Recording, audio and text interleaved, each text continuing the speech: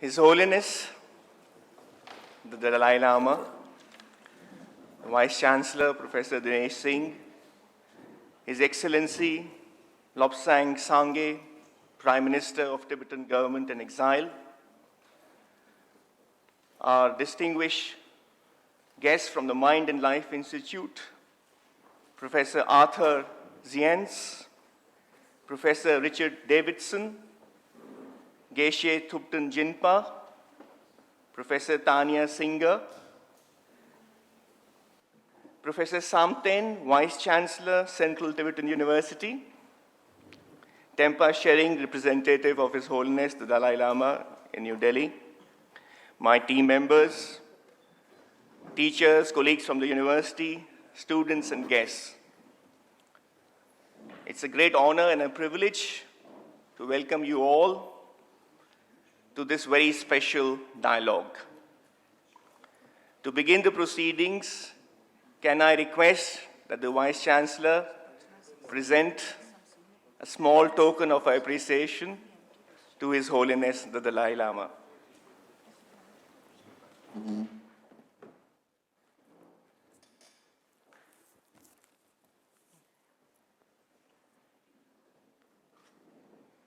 Holiness, we need your blessings for this university and for civil society.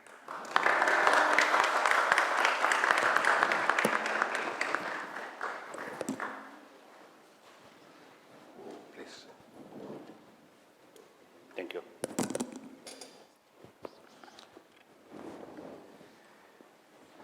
As I was driving down this morning, I realized, like all of you would have realized, that this is a misty, foggy morning.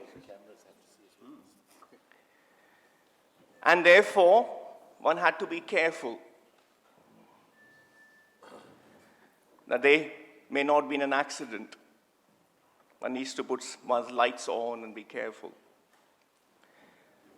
But if sunshine were to descend, the mist would clear, we'd all be clear-eyed, and then we could get to where we want to get to without getting in each other's way, without having any accidents. All you need is clear-sightedness and perception. And this is why we're having this dialogue today. It's only when we have the presence of someone like the Dalai Lama, with the sunshine of his wisdom, that the mists and the veils of ignorance that may obscure our sight, we have hope that that may be dispelled. India, of course, has a very long tradition of engaging in such dialogues. You can imagine that in the universities of Nalinda and Takshila and Vikramshila, you would have had gatherings of this sort in their council halls and much larger gatherings with scholars like Nagarjuna and Chandrakriti engaging in vociferous debate about what life is all about. Is there a purpose to life? If so, what? How are we supposed to live with clear eyes, with warmth in our heart, and smiles on our faces? In recent times, though, Indian universities have stopped asking these fundamental questions. India as a nation searched for these answers and engaged with these questions, not century after century, but millennia after millennia. But somehow, post-independence, Indian universities have concerned themselves almost exclusively with how to make a living. So become a doctor or an engineer or a scientist or a management man, earn money. What does one do with the money? How does one approach life? And if we needed a reminder of the importance of such things, we've had it in the last fortnight in this city.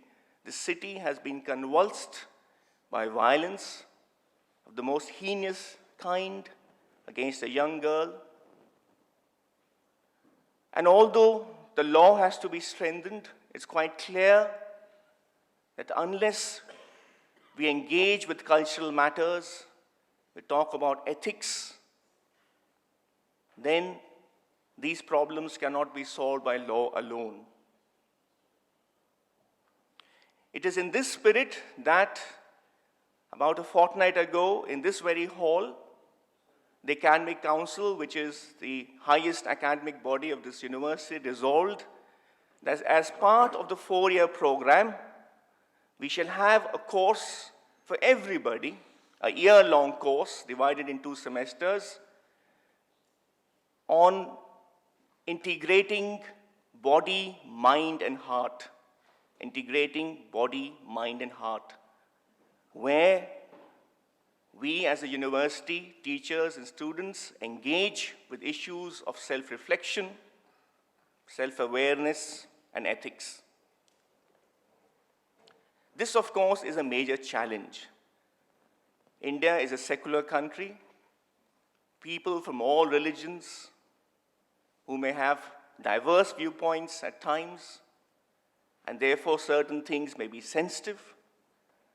And how, in such an environment, in a meaningful way, not in terms of lip service, but in a meaningful way, how do we talk about ethical issues?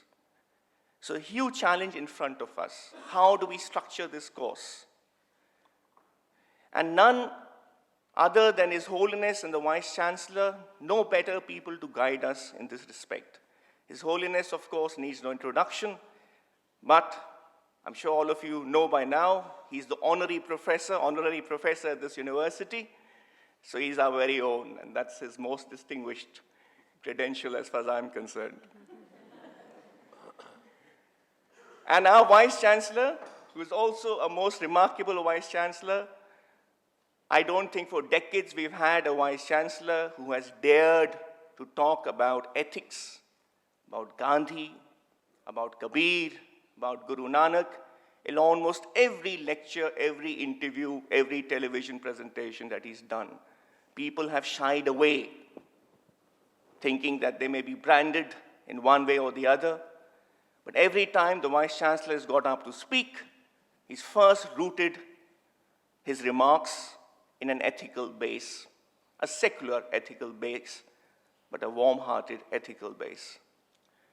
So it's a great pleasure and privilege to have this dialogue today being opened by a dialogue between His Holiness and the Vice Chancellor on how ethics and issues of self-awareness, self-reflection, the broader aspects of life, how we can talk about this meaningfully in the university, how we can build a course around it, what would the challenges be.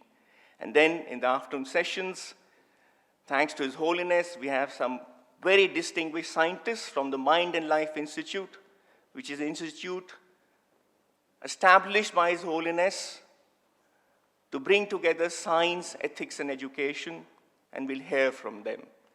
And hopefully, by the end of the day, the fog would have lifted. So can I now request the Vice Chancellor and His Holiness to begin this dialogue. Sir.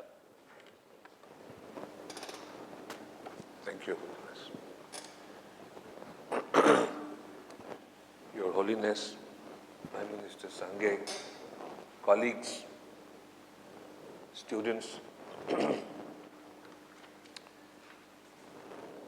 I am fully conscious that I'm not in a position to carry out a dialogue with His Holiness. I'm here, like everybody else, to learn from him. I realize that this university is blessed because His Holiness has a special place in his heart for this university. And I mentioned to him today that Mahatma Gandhi used to visit this university, this building. It wasn't a university then. It used to visit this building very often. And His Holiness remarked that this is a blessed building. We are twice blessed, Holiness, that Gandhiji and you both visit this building. I do not know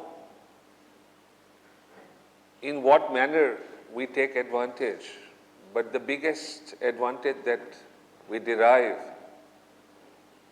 by your presence, Holiness, is that there is a certain cleansing of our souls.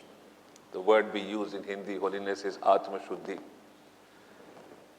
And I honestly do not know where I stand in the eyes of God. There is always this huge doubt in my mind that I will not pass His test. But I know that the first prerequisite to even qualify to be tested is to learn to be humble. And I do not know if I am humble on other occasions, but whenever, Holiness, you visit us, a feeling of humility descends on me. And I believe it descends on all of us. And I sincerely hope that it lasts, makes us better people, and we move forward so that this university can serve society. Sometimes we forget.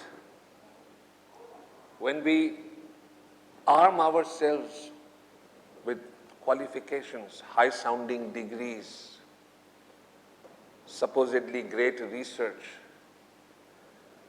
that we know everything, that we are better, we are greater, and we delude ourselves.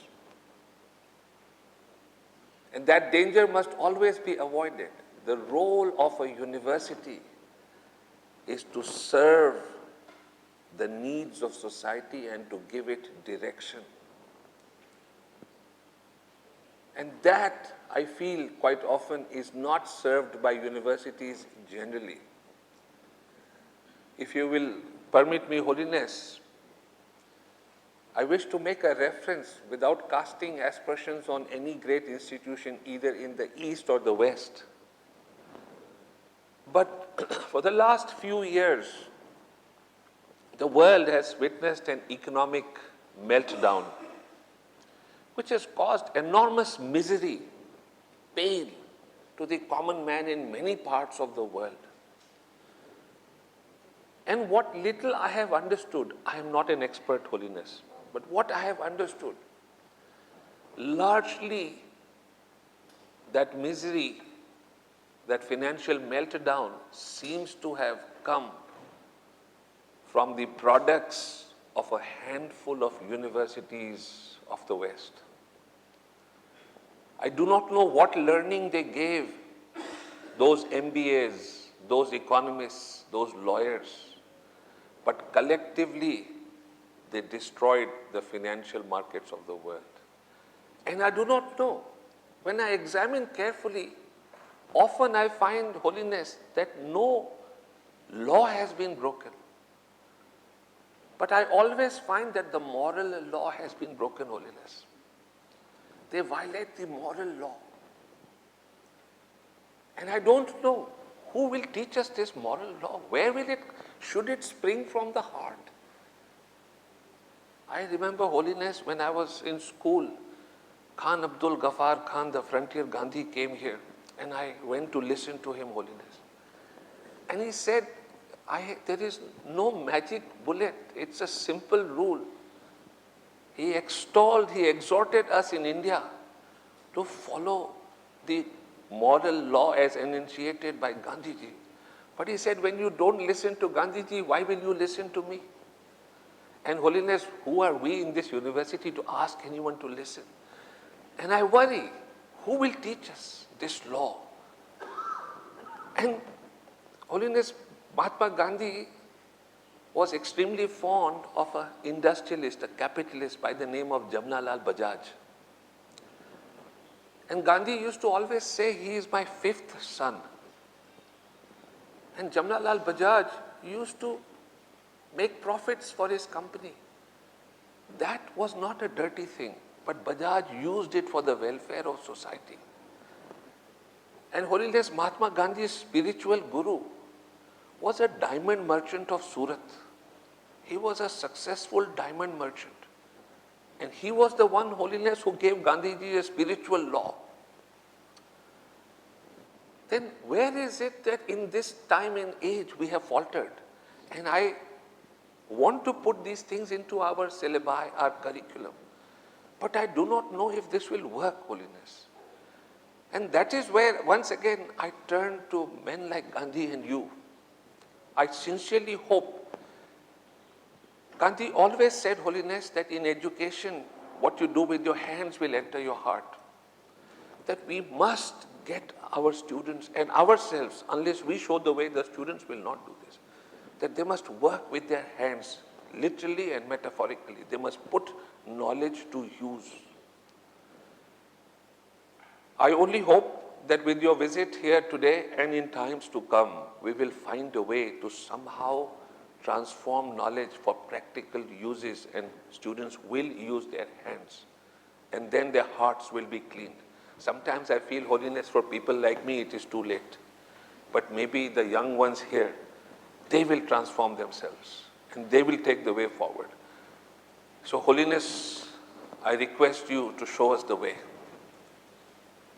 Anything that you tell us here will give us some light. I request you.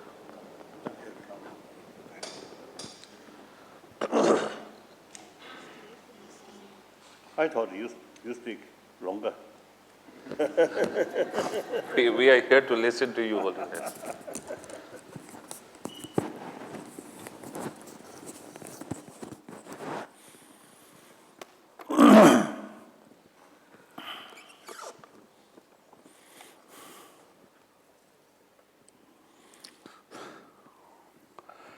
Brothers and sisters,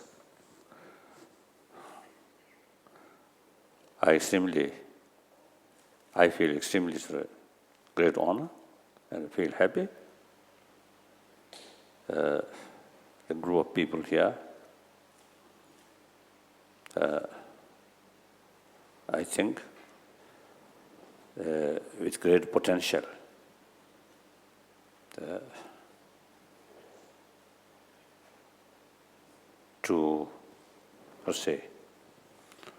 To create, I think, new ways, new way of approach to build happy society, happy family, happy individual.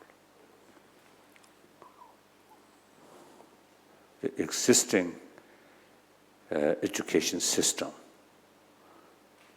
of course, although I have the name of honorary professors of these things, here also in a lot of degrees, and also the Emory University.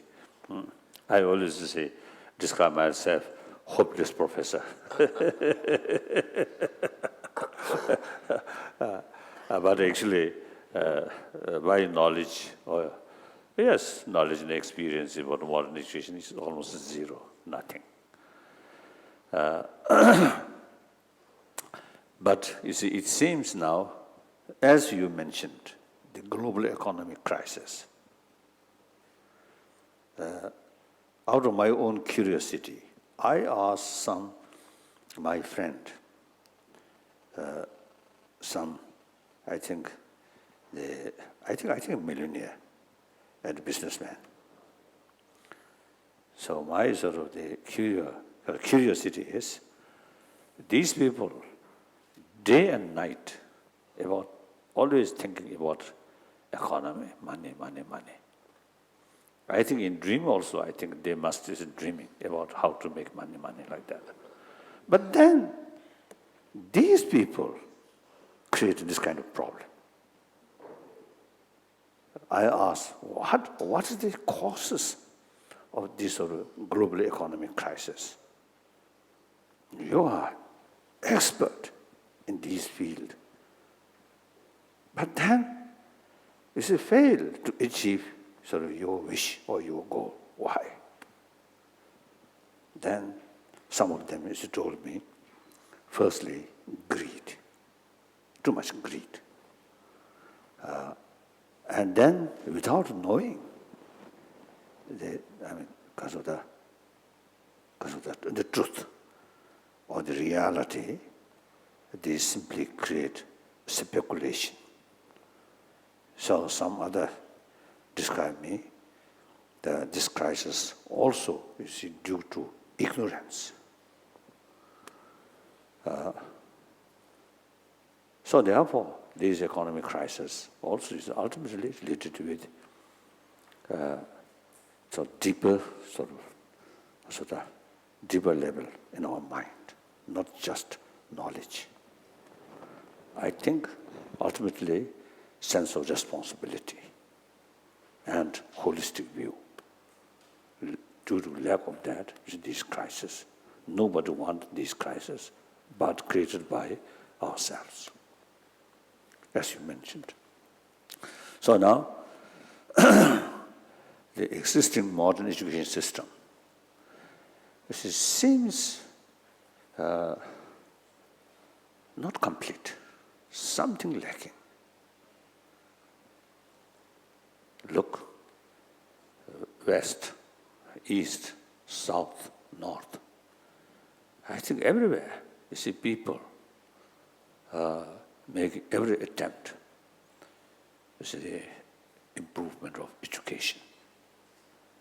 So every nation, every individual is fully recognized education is so important. As a result, I think each year the number of educated people increasing.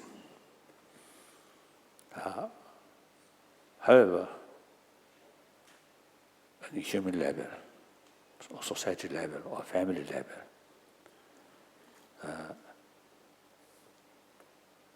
lot of sort of crisis.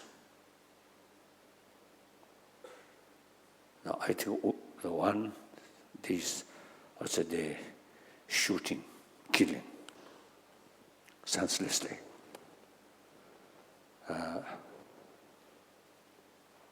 And then those rich people, economically very influential people, they are in economy field, these things, very successful.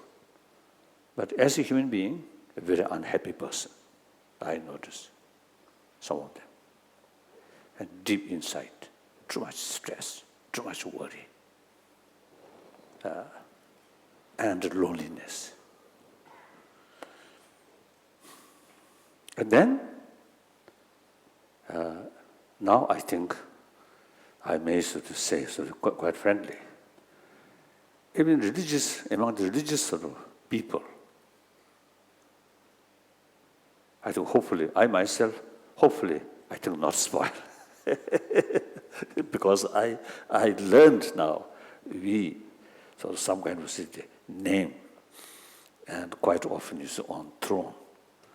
So then, this is some the past teacher always say, when your name a little bit sort of higher, then you must pay more attention, your humbleness. So I suppose I practice these things. So in any way, even religious leaders,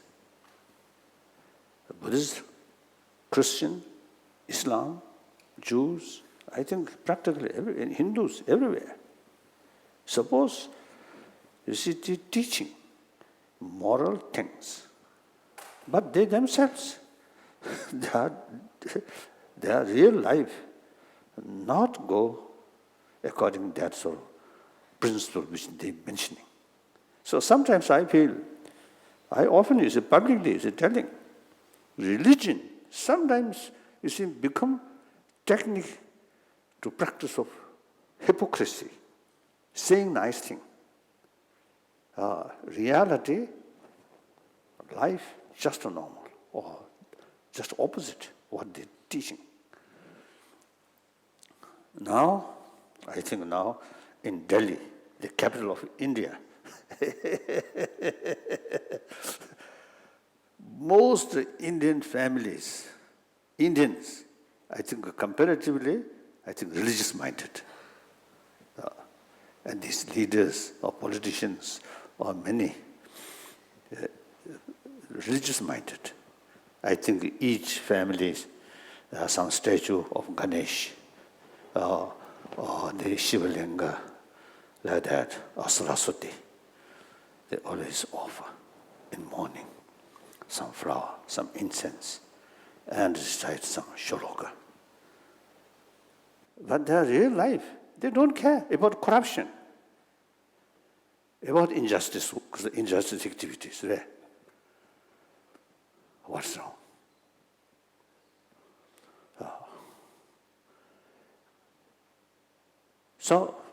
So therefore, sometimes I really feel, you see, you, Indian, historically, our guru, we are jealous of you. Some knowledge here simply learned from you. You are sort of the past, your ancestor. So I always describe relation between Indian and Tibetans, our relation between guru and chela. Chela means student. So sometimes I proudly used to telling, we are not only chela, but quite reliable chela. Reason, our guru's own land, lot of ups and downs, and particularly Buddhism, Buddhist knowledge, Nalanda knowledge. So during this period, we, your chela, really kept intact. So that shows we are quite reliable chela. Sometimes guru behave a little bit different.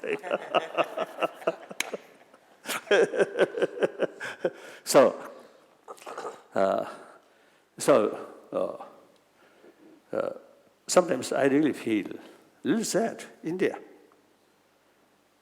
generally religious-minded nation, had these corruptions. About 2-3 years ago, in Jodhpur, as usual, I talk to some students. One student asked me, at the moment, he carries study. So after finished study, when he joined real life, and he put the question, unless I involve corruption, I cannot lead properly my life. I really shocked. One young schoolboy, that kind of impression in the society. Then just after a few days, I was in Bombay. I met some business man. He also, told me, unless you involve corruption, your business work will not success. So now that's some kind of exist in this country. That kind of that almost become way of life. It's very serious. Now we cannot remain as of that. Because I think it's just an indifferent, right? Indifferent. Then worldwide, as I mentioned earlier, a lot of problems, a lot of killing, a lot of crisis. I think even like the Gaza, Syria, these things, or recent sort of event in Delhi. Actually, yesterday I met some sort of local media people, Sanat. One used to ask me that, and I told that case, due to certain factor, is much publicized. Otherwise, for such case, I think in big cities, in rural area, I think quite often you see such things happen, and then murder. I think like Delhi, I think few millions of population. I think every day, I think some murders always happen. Then also is in rural area.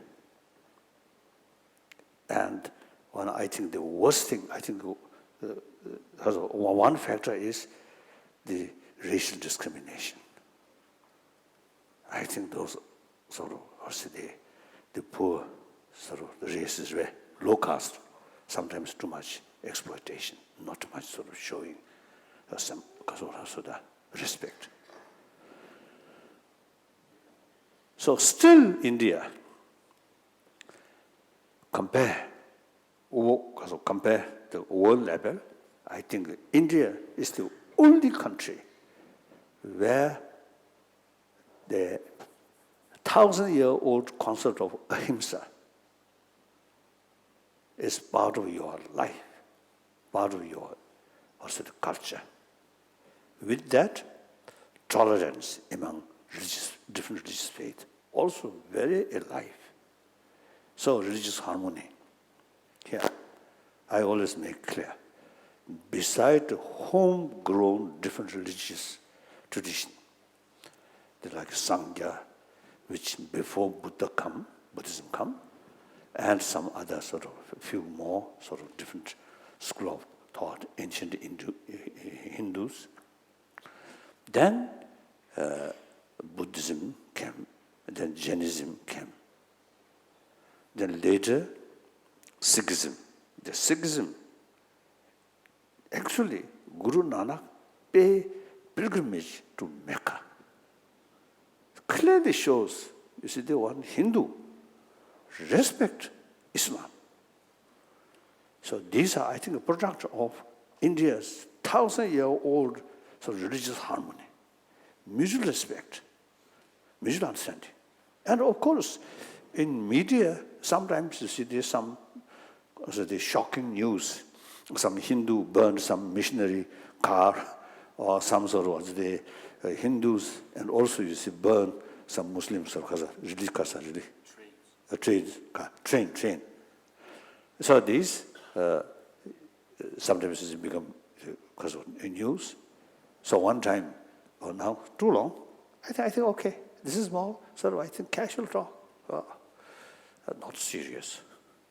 I never sort of feel I am something special.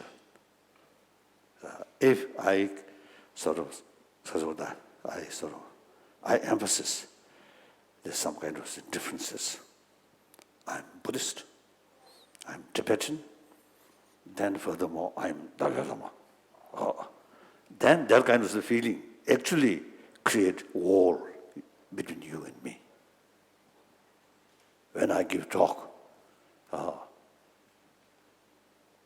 few individual, or talk with few hundred or few thousand, or even if it's 100,000, I never feel I'm something different. I always feel we are same. I think that's important. That's why you see, I always say when I start my talk, I always use the word of brothers, sisters. No differences. So now, our task is think about humanity. How can we build healthier human society, happier society? Not through prayer. If through prayer bring a better world, then I think must is already achieved. Last, I think, 3,000-4,000 years, people always pray to God or to Buddha, to Allah, like that. So I think, anyway, with respect, all these sort of higher being, that since the higher being, we request always, but fail. So now time comes, we have to carry our responsibility. So let higher being some rest. I think sometimes I really feel, you see, the problem so complicated, so God may confuse how to solve that. So we, human beings ourselves, now time comes, we must solve this problem. So basically India, the 1,000-year-old sort of concept of ahimsa there. 1,000-year-old is the concept of religious harmony there. These are your great potential.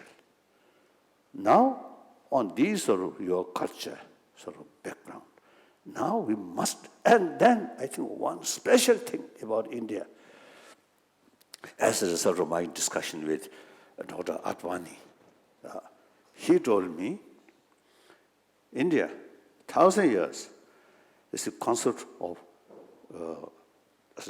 secular. So secular means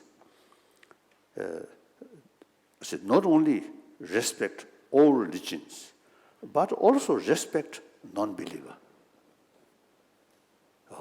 nihilist. So he clearly sort of mentioned the example. I think you know the one school of thought, Charvaka.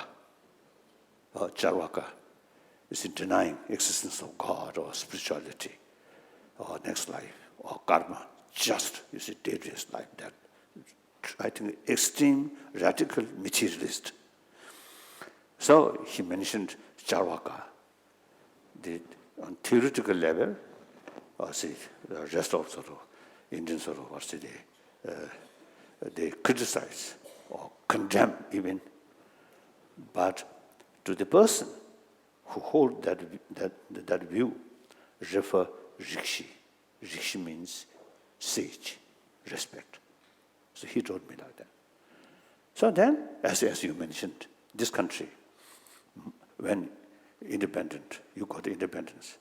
In this country, multi-religious community, multi-culture. Therefore, according to that reality, secular is the most suitable way. So India's constitution based on secular concept.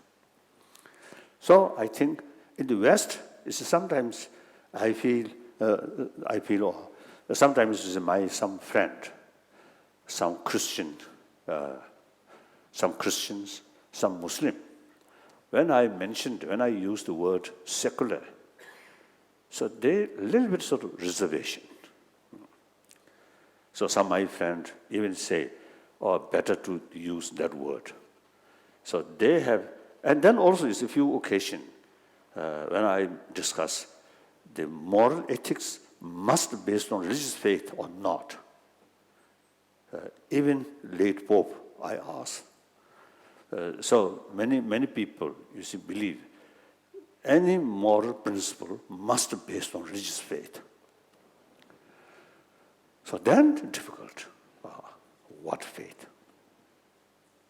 So a lot of complicated. And then non-believer, no basis of moral ethics. So just, I think, a few weeks ago, one Indian paper mentioned out of 7 billion, over 1 billion human being, non-believer. That means, I think, less, around 6 billion, suppose, believer. But then, as I mentioned earlier, those people who claim Christian or Jews or Buddhist or Hindu, the reality, not much serious about their own religious teaching. So, in reality, these people also, I think we can account non-believer, essentially. So then I think out of around 6 billion believer, I think quite a big portion, essentially non-believer. I think these young people, I think you watch your own parent with respect. They're religious-minded, always pray to God, or Shivaji, or Ganesh, like that. Mainly, sometimes I jokingly telling my Indian friend, you're praying to God or to Shivaji, almost like, my corrupted work should be successful. How can? Impossible. If among the heaven, God's word, some corruption there, then maybe okay. Pray to those corrupted God. Please help me, my corrupt work be successful. No, impossible. So therefore, now we must find ways and means, to build the concept of ethics without touching on religious faith. This is not against religion. Actually, serving religion. All major religions, you see, teach practice of love, compassion, forgiveness, tolerance, all these things. So this secular ethics is the basis of all these sort of practice. So therefore, which actually something like the secular ethics is this something like a foundation. Once secular ethics there, then different religious sort of tradition, good soil, then you can plant using different thing, then grow well. If the basic soil is rocky, not that good, then how can Kasada plant using sort of crops or sort of different things? So therefore, so now secular in this country, not something strange. You already sort of knows that. So I think India, really Kasada,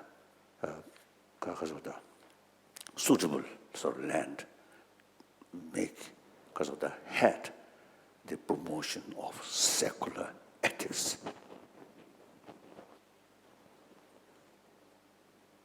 So now, how can develop that? Few lecture, not sufficient. Few meeting, not sufficient. In our existing education field, sometimes I describe the hygienes also, you see, include in existing education sort of because of the curriculum. Hygiene, isn't it? Hygiene of physical. Yes. So now, hygiene of emotion, hygiene of mind should be. I think some hard scientists, you see, even you see little sort of some questions whether there is mind or not. Recently, I met one Japanese sort of scientist, brain specialist. Now, he does not sort of believe there is mind, only particles here. In the meantime, he also experienced a lot of worry. So that is something living thing. It is mind. That worry not come through injection or put some new cells here. No. So in any way, so therefore, you see the education, something like hygiene, taking care of our body, similarly taking care of our mind. So in early period, life and because of mind and life sort of our meeting, sometimes you see you use the word dialogue between Buddhism and science. And I felt that is wrong. Dialogue with scientists, not Buddhism. But from Buddhist literature, a lot of explanation about mind, about emotion. Then also you see there are because of quite rich sort of different method how to deal with these different sort of mind, different emotion. So that considered as a science. So I made correction. Instead of using word dialogue between Buddhism and science, no. Buddhist science and modern science. We are never talking about next life or about nirvana or salvation or God, these things. So ethics not based on religious sort of concept. Simply, you see, they analyze our reality. Now main sort of responsibility is not my responsibility, but my colleague scientists. They have sort of the responsibility to investigate, to research healthy mind, develop healthy body.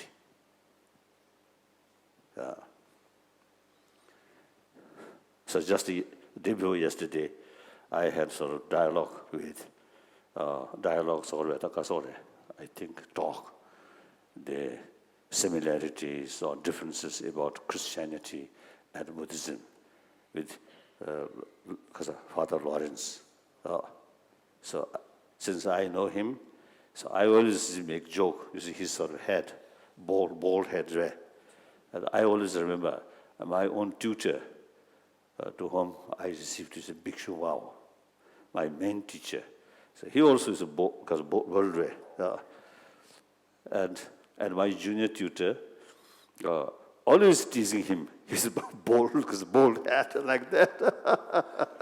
So I also see teasing. Now I would like to mention through training of mind, new hair, that I don't know. But through training of mind, 100% sure your mental state becoming much calmer, much peaceful. So that is a very, very important element for good health. So some scientists, they say the constant fear, this constant anger, hatred, actually eating our immune system. So, on the other hand, I think on one occasion, one sort of scientist told our meeting, which university? I think there.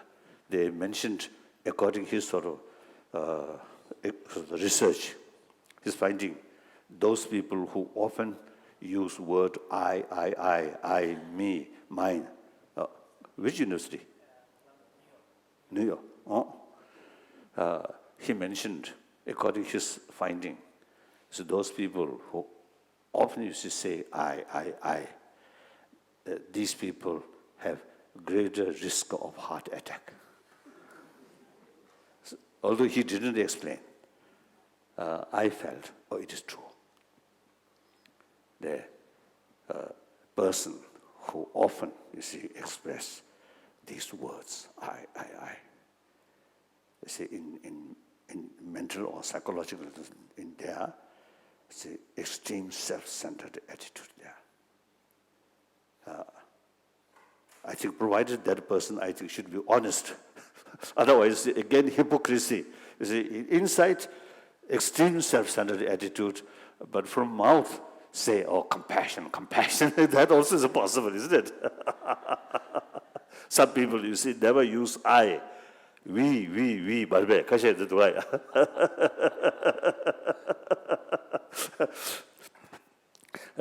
So I think that's true. When too much self-centered attitude, then actually world becomes very small. Even small sort of negative things happen, unbearable. If they're thinking, we, entire humanity, part of us, part of we, then individual problem will not be significant. So that, I think the mental sort of system like that. So I often used to telling people, all major religious tradition where is the emphasis, importance of love and compassion, forgiveness, these things. I think actually they realize the self-centered attitude is the source of problem. Therefore, the theistic religions use method, single-pointed faith to God or Allah. You yourself consider the part of His creation. So I am nothing important. So that single-pointed faith reduce the self-centered arrogance. Whereas Buddhist way of approach is no Atma, Anatma. Now that's the main demarcation. Ancient sort of non-Buddhist tradition and Buddhist tradition. So the Buddhist the purpose of that theory is try to reduce the self-centered sort of arrogance. So other theistic religion use faith. So I think all major religious tradition, directly or indirectly, they sort of recognize the real troublemaker is here, not outside. So now, ethics, secular basis or secular way to approach ethics without touching religion. Now, main reason, I usually say 3 points. Number one, judging our experience. We all come from our mother. I think I'm quite sure. All these is among us, those people who have very kind mother and also spend longer period with mother and have opportunity mother's milk more. I think in deep inside, that person is much happier. Then those people, outwardly very successful, but at the time of the child were very, very young, or childhood, lack of mother's affection, or separate from mother, or sometimes I think unwanted child, or abuse. I don't know, no matter how successful, in deep inside, sense of insecurity, fear. So such people, I think, find it difficult to trust other people. Always a little bit sort of cautious. So the compassion is a sense of sort of respect, sense of love, other, affection. First, we received from our mother's affection. Mother cultivated seed of that human affection. Clear? Not come through religion, not come through law, but by nature. It's a biological factor. Then second reason, common sense. Of course, few short moments of the meeting, we do not know. But spent, you see, weeks, months, years, then we know, oh, this family, very happy family, this family, unhappy family. Happy, unhappy, not much is due to money or power, but ultimately here, more compassionate mind. Then obviously the system is the fear. Mainly is come from other. Where suspicion, distrust there, then fear come. And also recently I saw one article wrote by one American scientist. People who tell lies quite often incite much more stress. They're quite true. I always was telling, I myself, in 1951 till 58, beginning of 59, with our sort of liberator, Chinese communist. You see, we need a little sort of hypocrisy. So saying, although you see the comrade always stress, must be frank. But if you too frank, then you will be casualty, right? So therefore, you see, be careful. Certain minor thing, you see, we can be frank. But more serious matter and hypocrisy. In deep inside, some reservation. But face and the word must say, oh, wonderful, fantastic. So I also learned how to practice of hypocrisy. So 17th March 1959, about Lhasa time, 10 p.m., 17th March 1959, I escaped from Nobulinga. The next day, we already reached southern Tibet, no Chinese soldier. Although that night, really sort of much fear, with feeling whether next day, whether we can see or not. Really, very serious matter. But there's no other choice, escape. So then next day, we already now some kind of liberation, practice of hypocrisy. So the next day, my mother, I think about afternoon, my mother joined, and my elder sister and some other people used to join. Then we openly criticized about Chinese communist policy. Till then, you see, we're very much cautious. Like that. So these days, when I meet some Chinese from mainland China, I always telling them, I also, they themselves also, you see, the hypocrisy is become part of their life. One time in Delhi, I met some Chinese, young Chinese, some students, some sort of, what's the,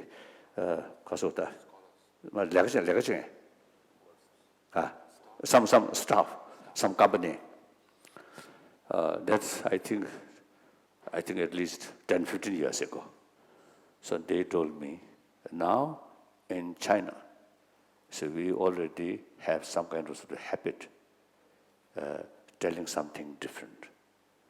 The real feeling here always keeps secret. That's true. So as a result, not happy, much anxiety, much fear. So therefore, the real sort of say the trust, much sort of fear, these things come from other. Once we develop genuine sense of concern of their well-being, then the very sources of fear no longer there. Clear? Then immediately consider other as the same human being. Immediately, you see, you can communicate that person very easily, like a long-time old friend. That's my own experience. Also, I know that. So therefore,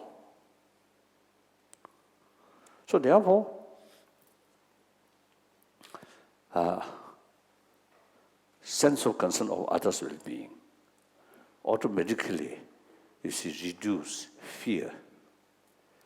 No fear, no frustration, no anger. With the concern of their well-being, that also creates a positive atmosphere. So that family become much happier. Like that. So now that's our common sense. Now, and some extent, so scientists now, they found through their investigation, those I may call them as colleagues. I think a lot of our sort of work since few decades. So I would like to call them as my colleagues, our colleagues. So they, through their sort of expertise to investigate about human health, about human brain, they found warm-heartedness is very positive factor. So the third most important is scientific finding. These three things now. Common experience, common sense, then scientific findings. These three things are basis for building the education about moral ethics, not relying on religion. So now the question is, as I mentioned earlier, education is the universal. So once we put in education field, as I mentioned earlier, hygiene for our physical, hygiene for our mind. That also not just a simple say, compassion is good. Not that way. My sort of course, I have not much sort of knowledge, but I feel, first I usually call map of mind. In order to carry hygiene of physical, more explanation about virus or these things. Through that way, we can go detail about physical hygiene. Right? So similarly, firstly, about mind, a different level of mind. These, I think, usually day and night we experiencing, but we simply they sort of no pay attention. What's that? What's that nature? What it come? How it come? What's the system? So here, I think we should some explanation. That's a truly academic subject. No concept of good or bad. Simply mentioned about mind or the different level of mind and different sort of the capacity of different minds. So something like map of mind. Then further explanation, the connection, anger, how to develop, how develop. And the opposition of anger, such things are by nature contradiction, because contradictory way, counterforce. So since it's by nature there's a contradiction, so if you want something to reduce, you have to sort of increase the contradictory sort of other mental element. That's the only way. So through that way, now the scientific findings, angers, fears, hatred, these things are very bad. Not only peace of mind or happy mind, but also very bad for our health. That's scientific sort of now basis of explanation. Then now the ethics, now practice. So therefore now, since the affectionate sort of attitude is something good, something useful, in the terms of the society, in terms of the family, also these things are good. Now the conclusion is the warm-heartedness or respect other, sense of concern of others' well-being. These are ethics now. Ethic means not God created, God because of the mark, but simply, after all, good and bad, or positive and negative, no absolute. Judging our experience by nature, we want happy, joyfulness. We do not want suffering, pain. So those things which causing pain is negative. Those things which causing joyfulness is positive. So here also is short-term, long-term. Drugs, alcohol, or cigarette, or these things for temporary, you may relieve something. But for long run, very, very bad for our health. So therefore, even I think too much sort of smoke. Here I think I would like to share these young people. When I was in Peking, 1954, 55, at least I think 5-6 months, I remained in Peking. During those periods, you see, sort of several meetings with Chairman Mao Zedong, and also you see the many occasions, lunch party. the Chairman Mao, so many occasions Chairman Mao also you see Kasota, Kasumari, present. So whenever you see Chairman Mao there, I also there. He always see Kasota favor me, just his next. So as a Chinese tradition, you see the big plate in the center, and each person you see some smaller sort of the plate and put and then eat.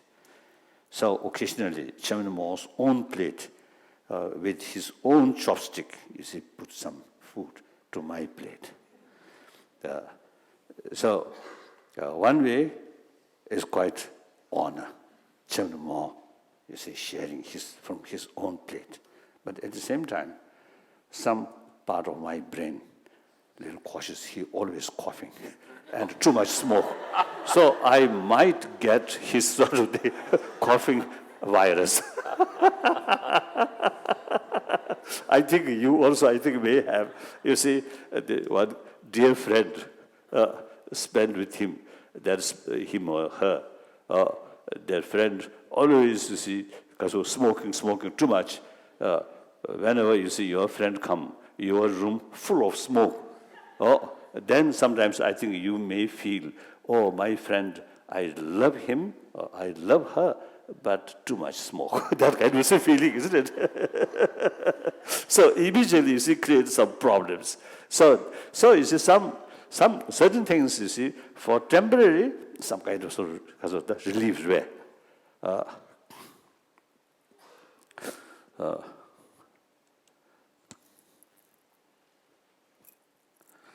Just I want to share another story. I don't know now. I do watch too much. Okay. So I think I want to tell you, during 13th Dalai Lama, when this is one sort of building he constructing. So some of the workers, you see, very fond, they snuff. Then during that period, the 13th Dalai Lama, you see, put some restriction about tobacco. So then, one occasion, 13th Dalai Lama is coming to watch the sort of building the house. And then when he approached,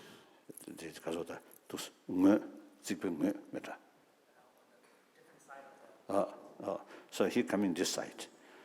Some workers, short period sort of relax, they like that, and then they express that this loader, that nadadi, chodanani, nadadi, chojayungis, tanchanani, nadadi, and tancha sangrugis, ni puduzane, nadadi, ni sangrugis, the dinner pantoguchi. So as the 13th Dalai Lama was walking from the other side of the wall, on the other side there was a group of workers who were taking a little rest, and then they were chatting among themselves, saying that while they were snuffing, they were saying, this is snuff. Taking snuff is such a wonderful thing that when you feel tired, it gives you a temporary relief. When you feel hungry, actually, when you take a little puff of snuff, it sort of relieves the hunger. And even when you feel sleepy, it wakes you up. Such a wonderful thing. And why is the Dalai Lama putting a ban on tobacco? Once, you see, he heard that, he returned. Go back. So like that. So these things, you see, alcohol or the smoke is for temporary some benefit, but long run not good. So use our intelligence for temporary certain things. Bully other. Temporary you feel, now you gain something. Cheating other people. Although you some stress, you see there, stress or anxiety there, but for the time being, my cheating, my tell lie, quite successful, feel happy. But long run, these things are very bad. So we have this human intelligence. So we have we human being, human mammal, have the ability to judge short-term interest, long-term interest. So use this intelligence. Physical action, mental action, those temporarily some kind of sort of happy satisfaction, but long run harmful. Then we must choose the long-term interest is more important than short-term. That's the way to develop the moral principle. Moral principle not come from force, but come from volunteer. And moral ethics, some kind of self-discipline. Self-discipline means protect your own interest, not others' interest.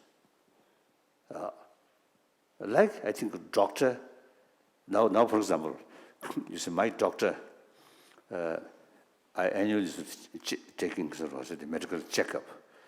So they say, my weight, even this was weight, still around, I think, kg 76, 77.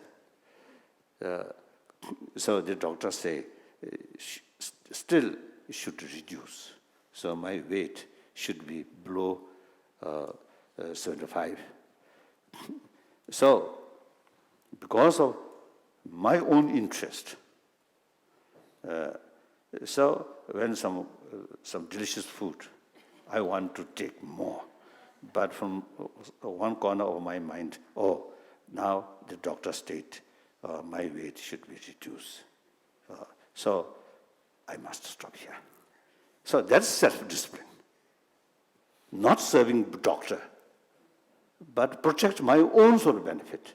That's the moral principle. That is self-discipline. So moral principle is like that. If I harm other, I get negative consequences. If I do help other, I got benefit. That's the way develop a moral principle. Not based, Buddha said that, no. God said that, no. Our country's constitution said that, no. For our own interest, through awareness, through education. So therefore, now, from kindergarten up to university level, you see, yes, we have plenty of reasons because of the material. I think the Hindu traditions all those Hindu traditions were practice of shamatha and practice of vipassana there. There's some explanation about mind, how to develop single-pointed mind, or how to develop insight, deeper way. So, naturally, some explanation about mind, about emotion, all is in there. And then, in Buddhist sort of literature, also is a lot of sort of explanation about mind, emotion. So we can take information from these texts, not because they not present as a sort of religious or subject. No, just sort of academic subject, like that. So now I think the university already pay serious attention about that. Mainly, you see, your Vice Chancellor and I said, that word I don't know. But I know this face, you see, very well. And you also. So therefore, now you have this sort of ability. And perhaps, that's only my suggestion. I think set up from university, some kind of small sort of group or committee, carry research how to introduce, how to make sort of curriculum which can put in our existing secular education field. Because from kindergarten up to university,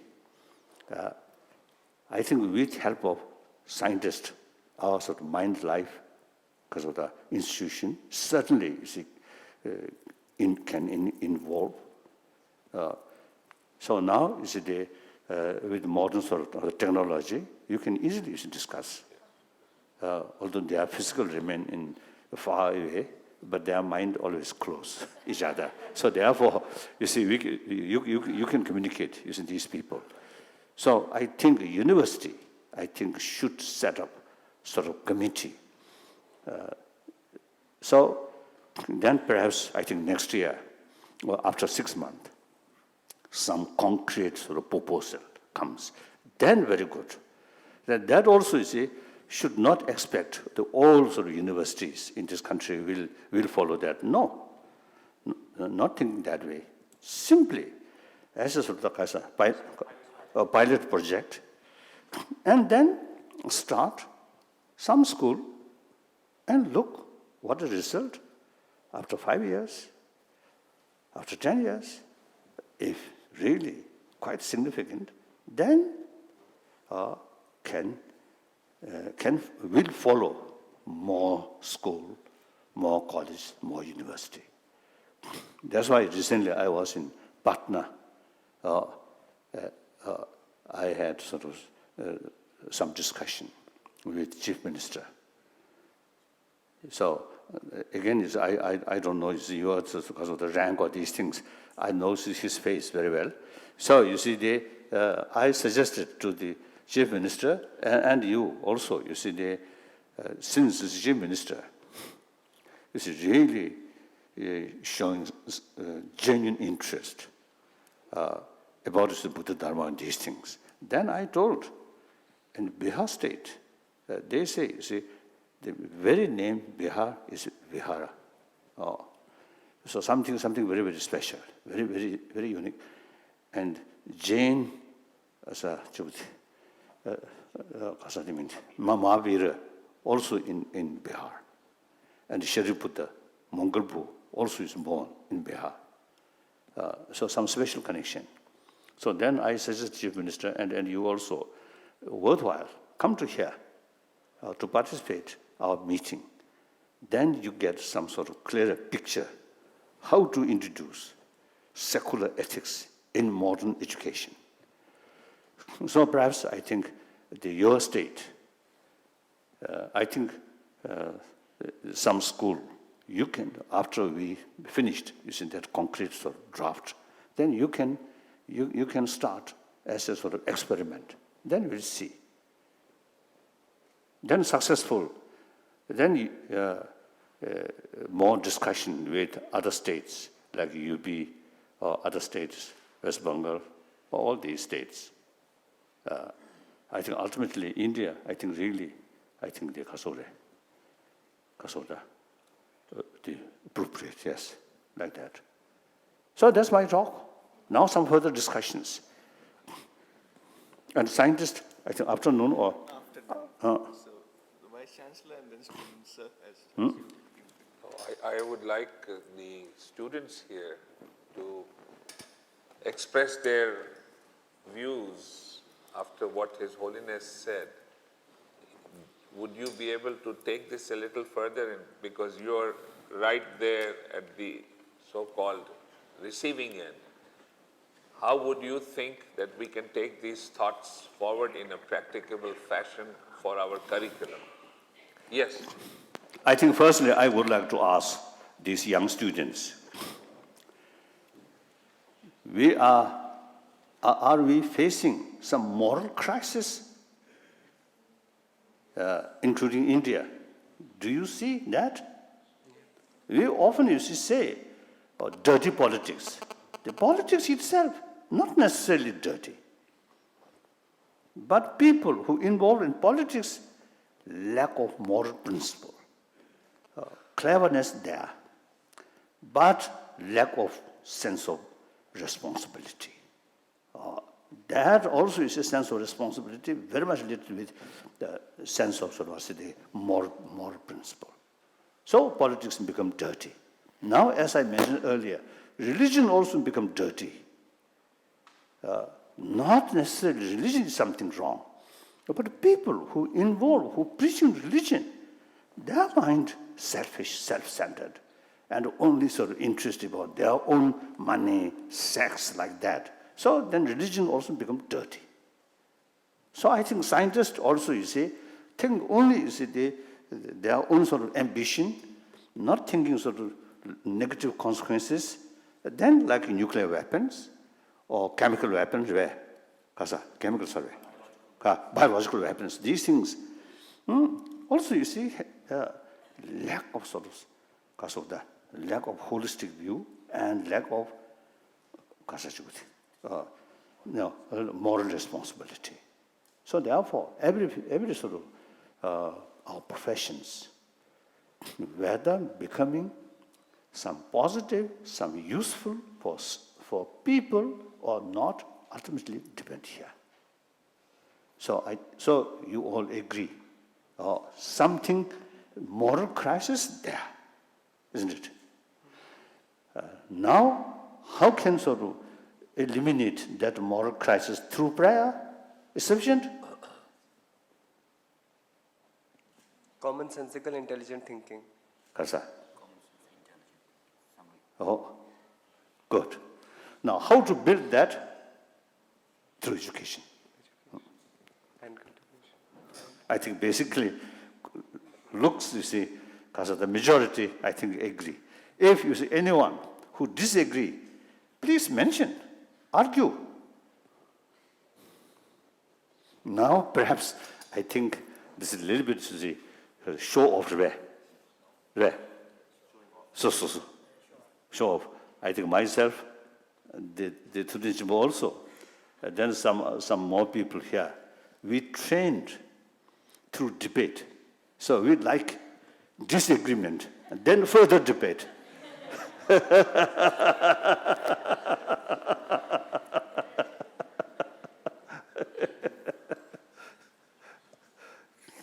Yes, please, tell us. Tashidalai Dalai Lama.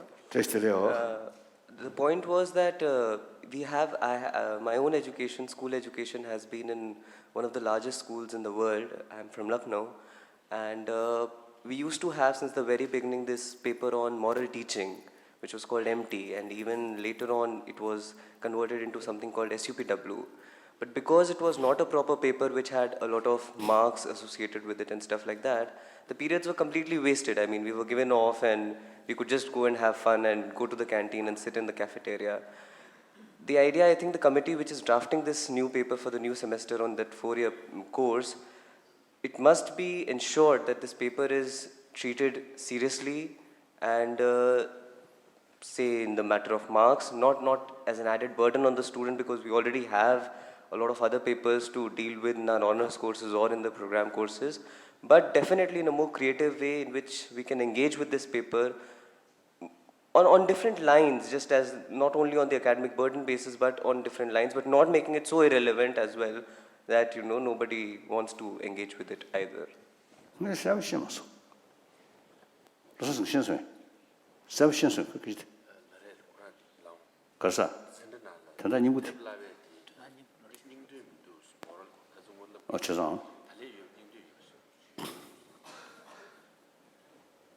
Oh, well, I agree with you. I have, as I said, there is no set standard or prescribed way to take this forward. Of course, to my mind, holiness, it's very important to somehow awaken the inner conscience in some fashion. If I knew the way, I probably wouldn't be sitting here. But I must tell you something, holiness, and I would like your views on this. If you look at some specific instances of the lives of great people, the really evolved people, then you get some very practical directions on how one can conduct one's own life. And once again, I revert back to Mahatma Gandhi, and if you read his autobiography, there are so many occasions in the life of Mahatma Gandhi when he had to make a choice and he took the moral path. And he was ready to pay any price and bear any burden for that path. And these are specific instances. For instance, holiness. Gandhiji always said that for him, truth was supreme, that he would not sacrifice his adherence to truth. And from that stemmed all his actions. But he used his intelligence to understand what the truth was. And there are so many examples in his life. When he launched civil disobedience the first time in India, it was a huge success. It looked like the country will be free in no time. From the south to the north and east-west, people responded by going on strike, by not cooperating. But there was this one small incident at Chori Chora, where a mob set fire to a police station and burnt alive the policemen there. And everyone told him, don't take this seriously. It is a small incident. But he said, where my belief in non-violence is concerned, I cannot allow even the smallest compromise. And he called the agitation off against the advice of Jawaharlal Nehru and others. That is the moral path, that no compromises. And so you look at the examples, and I wonder if we can put some of these in the curriculum and analyze and discuss, so what were the consequences? Did India in the long run suffer, or did it not? You must ask yourself this question. Don't just believe that because Gandhiji did it, it was correct. Similarly, holiness, when he started practicing as a lawyer, he began to evolve spiritually because he believed that litigants should not go to court. The most important thing for litigants was that he would tell his clients, first tell me the truth. Are you telling me the truth or not? Once he would ascertain the truth, then he would try and see how he could get the other side to come and talk to them and see if they could reach an understanding based on truth. There was no politicking, only truth. And as a policy, it worked. Gandhi was so successful as a lawyer. He made huge sums of money. It's a different matter that he used that money for public good. He didn't keep it for himself. But he was very successful. So even as a policy, honesty is a good thing. It is important to adhere to that and don't look for short-term gains. Stay the course. And so, Holiness, I believe that examples from the lives of the great beings must be in the curriculum, and they must discuss, and you must ask every day, in what way have I practiced this in my life? It is so easy for all of us to pretend to be holier than thou, to be morally indignant about somebody else's misdemeanor. But where have we looked at ourselves? Are we examining our lives on earth? As His Holiness said, when we pray to Ganesh, do we ask that the rest of the day, will Ganesh forgive me for what I am going to do? So that, I believe, Holiness, this practical aspect, I think every student, if they enroll in this curriculum, in this course, they must maintain a diary where they record their own actions. And then they read that aloud to show whether they have learned anything or have they failed. And that, I believe, may help, Holiness. I don't know. Sometimes the Vice Chancellor is held accountable for everything in this university, and by that logic, I will certainly fail, you see.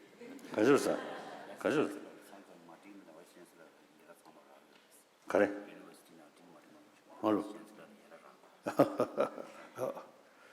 Yes, certainly.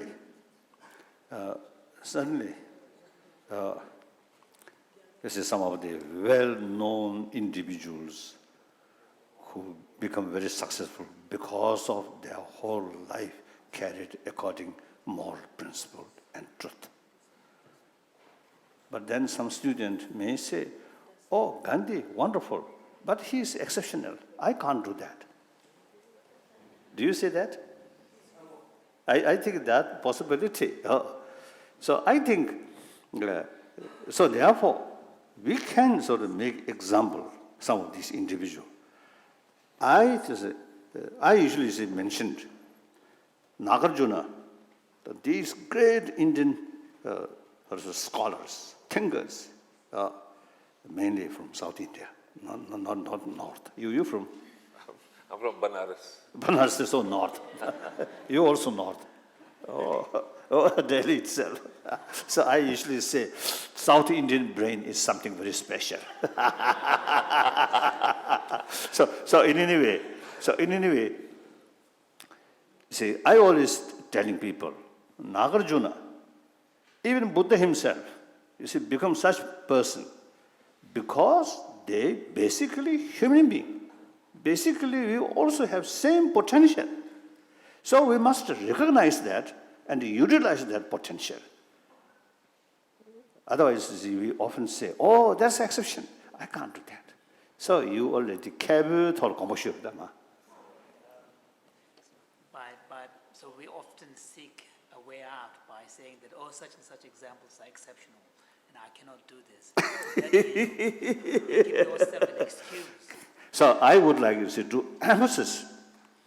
So long we human being, perhaps not retarded, then fully developed human intelligence, we all have this potential. Then basically, everyone wants happy life. Nobody wants trouble, isn't it? I often telling people, those people whose life in the midst of in the midst of trouble, I think even these people, although it's a trouble, they almost see part of their life. But even these people, morning, at least they wish, or today, less trouble. So nobody wants trouble. Why? Nobody wants trouble, but a lot of trouble, essentially our own creation. Why? There's something wrong. Judgment also wrong. And mainly sense of responsibility or because of the motivation, something wrong. Therefore, I think we should show you have all the potential. And these great sort of people is example. I think then make connection, something. This is my feeling. Yes, Holiness. The great saint poet Kabir said the same thing. कस्तूरी कुंडल बसे मृग ढूंढे one माही ऐसे घट घट राम है दुनिया देखे नाही. That just as the musk deer in the forest roams the entire forest trying to trace the origin of the scent that emanates from its own belly, in exactly the same way, our God resides inside us, but we roam the whole world trying to find it. It's really inside us. We have the same potential to be like others. Very good.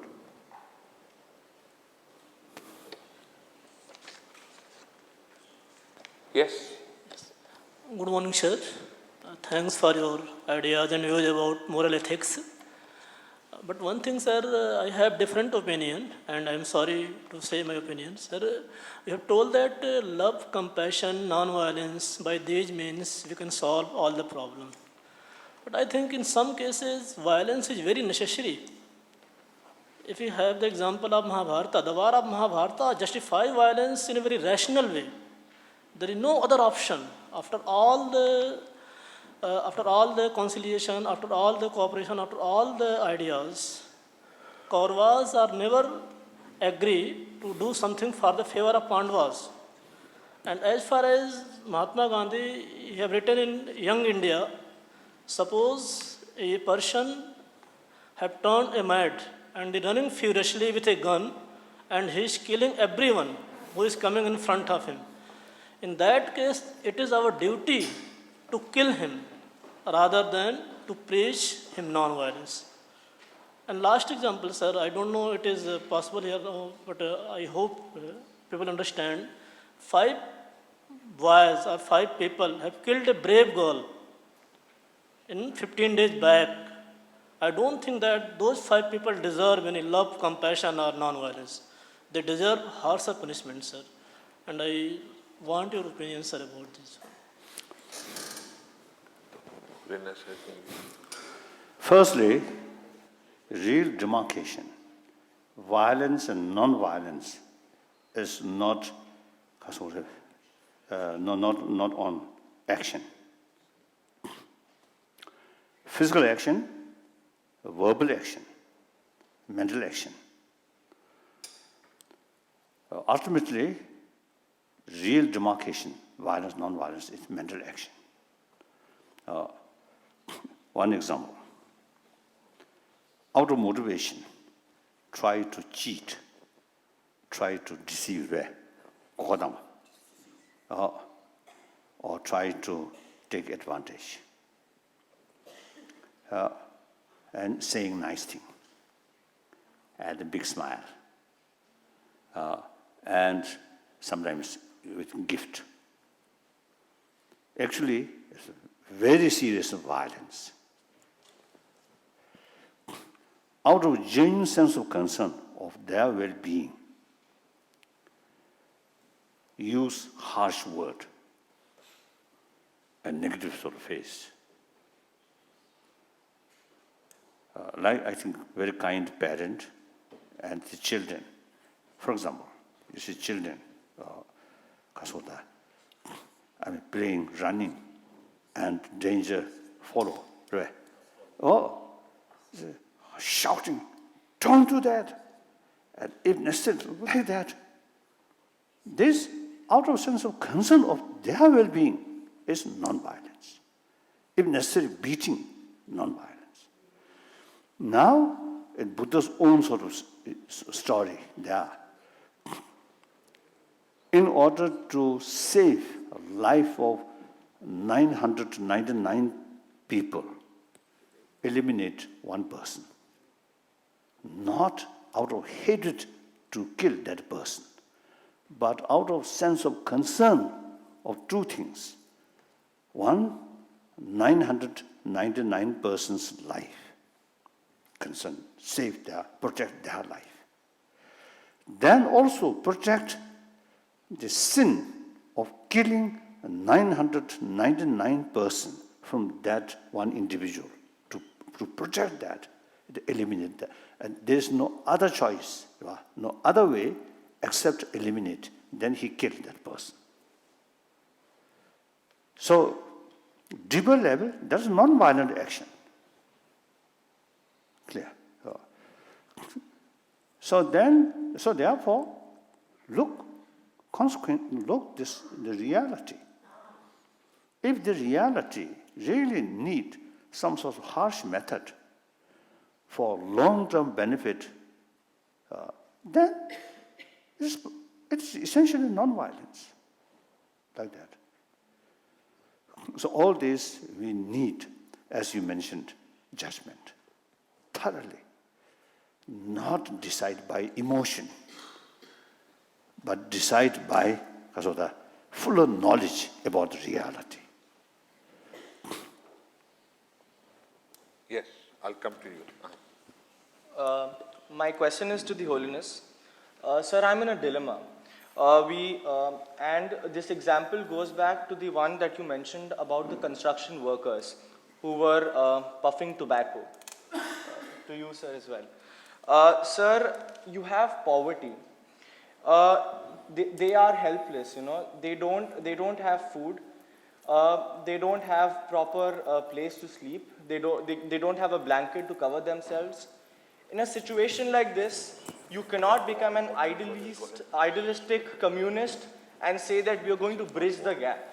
You cannot provide a blanket. You cannot give food to everyone. So in such a situation, if he has only this tobacco, this puff to escape out of the harsh realities of this world, what can we do? We cannot just sit down here and discuss that this is something happening, this is something not good, tobacco puffing is not good, but what is the real solution to it? Karsa, nga shema song. 나다 kuti 조선배 나다 텐 뭐로? 그거는 봐라. 조부진배 나다 텐에 매베이나. 아니 먼저 나다 텐 조고 말했을 때 되게 알나서 그런 대봤다고 물어봤어. 교우지 가래. 교우 냠다 주로. 나다 텐내시. 나다 텐. 야다 텐이 그런 나 지금. 뭐로? 소사리. 뭐로? 용기 얼마? 나서 대화 데이스 조스 되는 총도 쳐 대주고 말았어. 되게 알아서 그러나 답을 준다 요 말. 다 들어. 배는 크도 되고 고마. 파테지 저 나한테서 손 들어. 왜 대서? 가. 그러 Tina take something by Nasta Tanati, Yakanaloya, Jobu, Saya to a meeting, Koya meeting, Mambu Yoris, 그러. and Kashet and take Nalone, Tamate, and not a chance of the young city. 너 That is Tetlia, and to make you much and it made Samalani, Object, the Protoma, that have a career, that he could share with the young mothers and lament to your mamas. one story. I think more than 30 years ago.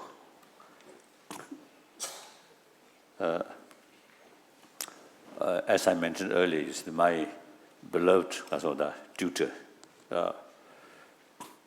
one local Tibetan in Dharamsala, received Upasika vow.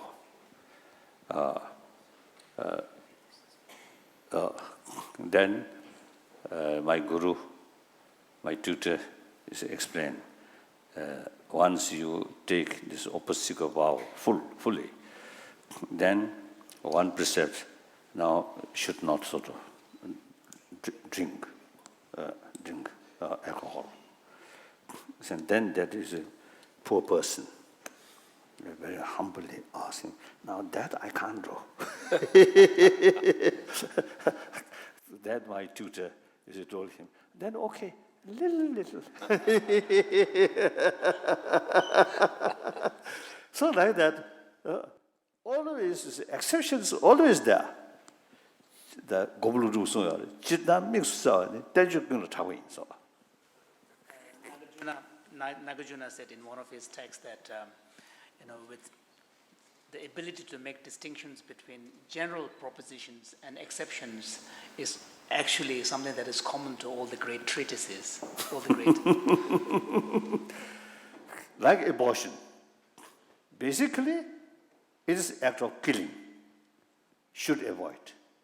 But particular case, unless you take abortion, either is the son of the child die or the mother, particularly mother die. Then, exception. Killing human being, prohibited. But the particular case, exception. Like that. That's always happen. But all this judgment for greater interest, benefit for greater number, that's more important. Sir, but then the debate comes into action when we understand a country like India, and we understand there are so many people who are dying out of mouth cancer, so many people dying out of cancer because they consume tobacco. So, and if we try and analyze that, a large proportion of this are the poor people who are doing it out of frustration.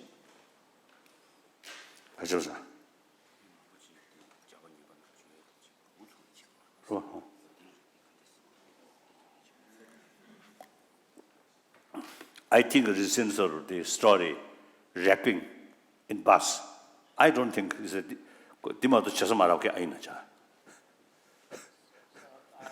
The recent tragic incident, again, we cannot really attribute it to just a pure social condition. Yeah. Of course, now, our meeting, now this problem, we are not discussing how to solve case to case. No, we are not as a lawyer. We are trying to tackle the foundation of, the source of these problems. So, now maybe I may sort of mention here, when I meet young people, these people whose age below 30, below 20, I think any below 20, raise hand. Oh, yes, so truly, you are truly generation of this 21st century. And I think you also, I think between generation of 21st century and 20th century, now you, me, this, we are belongs 20th century's generation, isn't it? So, 20th century, gone. Only sort of history now, good or bad, already gone. We can't help. Now, 21st century, just the beginning. Over 1 decade passed. More than nearly now 9 decades, or more than 8 decades yet to come. So you, the generation of 21st century, now it is your sort of opportunity. Think seriously how to build this 21st century be more happier century, more peaceful century. If we take for granted existing sort of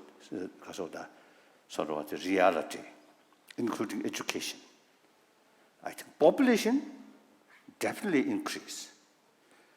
The natural resources and population increase, and then also people's living standard must uplift. See, they reduce this gap, rich and poor, does not mean rich people eliminate. No. As you see, you mentioned the Mahatma Gandhi or because of these rich family. You see, the point is, make money successful. At the same time, one time in Dharamsala, one family from Bombay came to see me. And as usual, they looked to see the wealthy family. So they asked me blessing. Then I told them, I have nothing in the form of blessing to offer or something. Nothing. You have the source of blessing. That means you are quite wealthy family. So from your profit, helping these street children, homeless people in Bombay, in slums area, or these things, from your money, provide facility for education and health. That's a way to bring blessing from your money. So again, some of these sort of billionaires, they never thought it's others' feeling, others' poverty. They're simply showing their diamond rings and good car and good building. Always say, oh, we are rich. What use? These rich people, illness, I think no exception. And death, no exception. Only, I think the more and more poorer people may complain, may not in front, but behind say, oh, rubbish, like that. One time I mentioned in Washington, in a public talk, the richest country's capital, Washington, suburb, Washington, many poor people there. And that also, you see, creates some kind of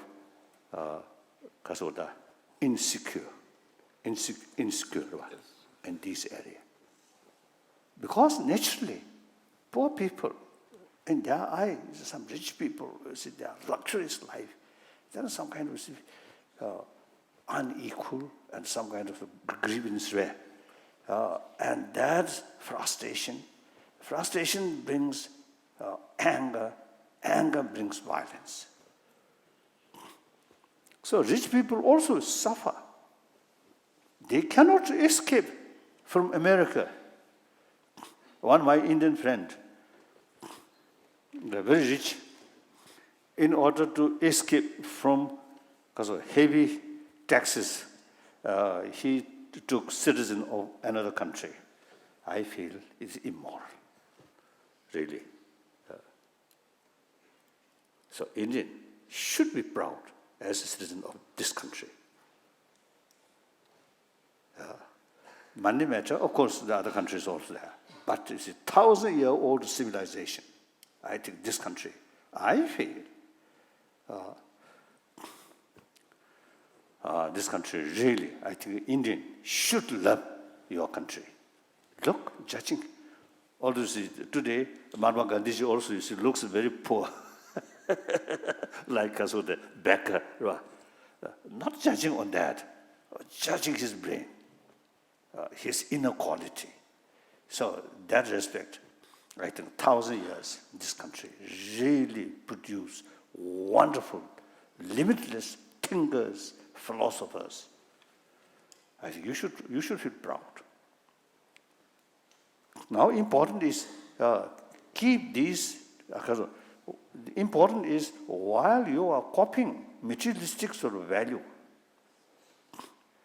Meantime, keep 1,000-year-old India's treasures. Then you become happier person. Material facility also good, and mentally also rich. So in any way, I think I forgot the main point of population increasing.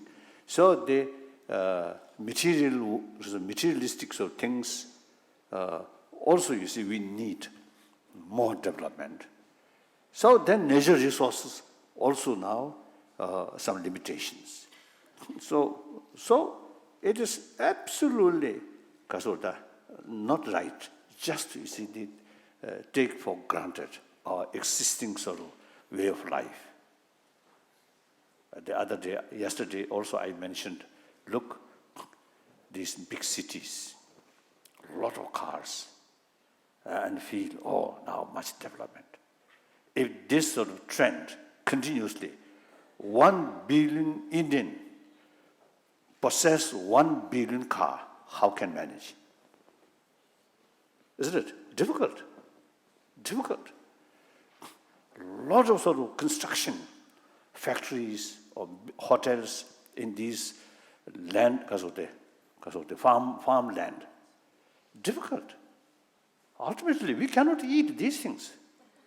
We need grains. These farmers are really, they are supply of our life. Missions. So secondary sort of, when even Vice Chancellor feel very hungry, then I think your main sort of mind goes food, not this technology. So I think we really need to pay more attention. So now the problem, then also global warming. The weather pattern also now changing. So fortunately, we are quite fortunate now. Now we will not see these problems. I think before serious problem come, I think we already either heaven or hell. So you have to face these things.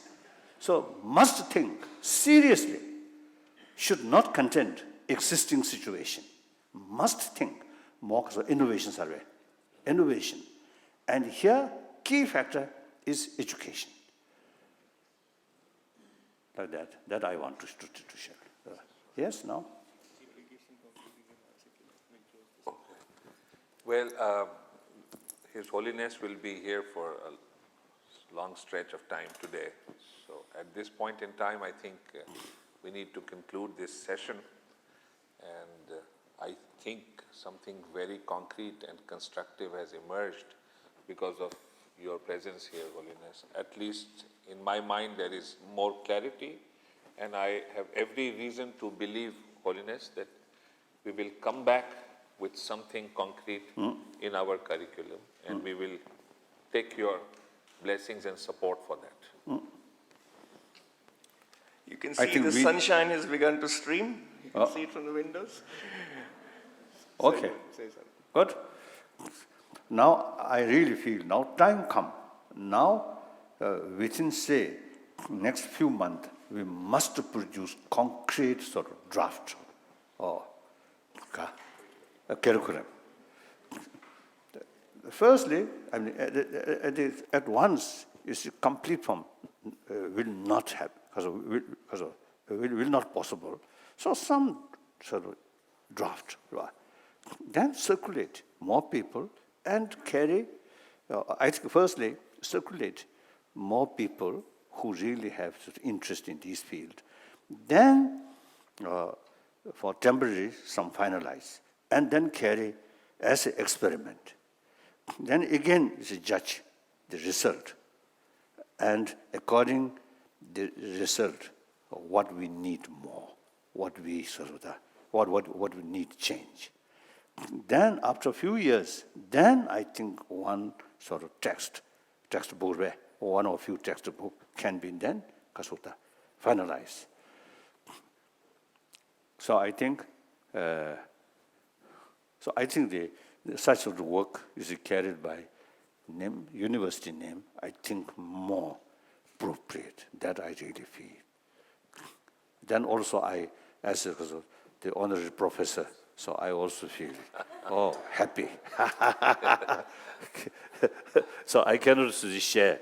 So from here, nothing empty here, nothing. As a hopeless professor. But yesterday also I mentioned, because of holy name, Dalai Lama. So I received, because of quite often some sort of, because of the offering. So I set up Kasachukti, the trust. So I can make available some sort of financial thing for your work. Specifically work for that, not because of the shawl. Right. We must really choose few people and give them responsibility. Within few months or 6 months, must produce. Clear. Isn't it? What a suggestion? A scientist. So in this subject, I think you scientists, sometimes I describe as my guru. Really wonderful. And sometimes my mind, I think, more or less fixed because it's a training that way, and also quite old. So these scientists, genuine scientists, their mind is very open. But some scientists, as I mentioned earlier, is quite fixed. Their own subject. So these scientists, I know since many years, really open-minded. Their investigations really carry with open mind and unbiased. So they will find real truth. Wonderful. So I'm looking forward to listen. This is your comment afternoon where? Oh, after tea. Good. Can I thank His Holiness, and I can't thank you enough, and also our Vice Chancellor for this wonderful opening session. Let's give them a warm hand.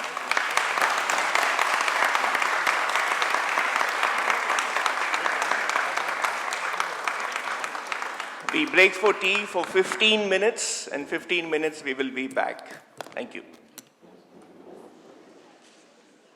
We now have the first of our sessions from our distinguished guests from the Mind and Life Institute. And to begin with, we have Professor Arthur Zink, who will speak on contemplative pedagogy, the heart of higher education. A very short introduction to the distinguished scientist we have here. He is the president of the Mind and Life Institute. He's also emeritus professor of physics at Amherst College, where he taught from 1978 to 2012. He has been visiting professor and research scientist at the École Normale Supérieure in Paris, the Max Planck Institute for Quantum Optics, and a Fulbright professor at the University of Innsbruck in Austria. His research has included studies in parity violation in atoms, the experimental foundation of quantum physics, and the relationship between science, the humanities, and meditation. He's author of the book, Catching the Light, co-author of The Quantum Challenge, and co-editor of Goethe's Way of Science. Since 1997, he has served as scientific coordinator for the Mind and Life Dialogue with His Holiness the Dalai Lama. His meetings have been published as The New Physics and Cosmology, Dialogues with the Dalai Lama by Oxford in 2004, and The Dalai Lama at MIT, published by Harvard in 2006. He currently directs the Center for Contemplative Mind, which supports appropriate inclusion of contemplative practice in higher education. So it's a great privilege to have him here, sir, and I now welcome you and request you to give your talk. Thank you very much. Thank you. I'd like to begin by recognizing and thanking His Holiness the Dalai Lama, the Vice Chancellor, the Pro-Vice Chancellor, for the extraordinary vision and really, you could say, challenge to each and every one of us to respond to their perceptions, their understanding of what really lies before us. A crisis which can only be really addressed if we address it from the heart of higher education rather than from the peripheral aspects of higher education, which is to say also the ethical and moral aspects of this entire enterprise. You know, I think we should first of all acknowledge the remarkable achievement of having a university like Delhi University. It wasn't so long ago that almost no one had the opportunity to learn, to study, to become professionals in the wide range of disciplines that are represented here. And so we need to be grateful for the thousands of universities all around the world that take young people, put them together with faculty, provide for them the extraordinary resources of the great university libraries and laboratories, that they may become that future generation that serves our civilization. As one walks around a campus, I can't help but feel what a great confidence this is that the citizens of a country have in their future, in the students and their potential for that future. So it's a great honor to be part of such institutions and a great pleasure to be with such students as yourselves. But having said that, I want to also recognize that the concerns that were expressed by the Pro-Vice Chancellor are very much echoed throughout the world. The concerns that perhaps we are not fully addressing what it is that are the core purposes of higher education. Derek Bach, who was president of Harvard University between 1971 and 1991, said we are neglecting our purposes, quote, by failing to pay careful attention to purposes, faculties have also ignored important aims of undergraduate education over extended periods of time. One of his deans put it this way in a recent book called Excellence Without a Soul. He said, Harvard and our other great universities lost sight of the essential purpose of undergraduate education. They've forgotten their main purpose, which is to help students, quote, learn who they are, to search for a larger purpose for their lives, and to leave college as better human beings. Students are not soulless, but far too often the university is.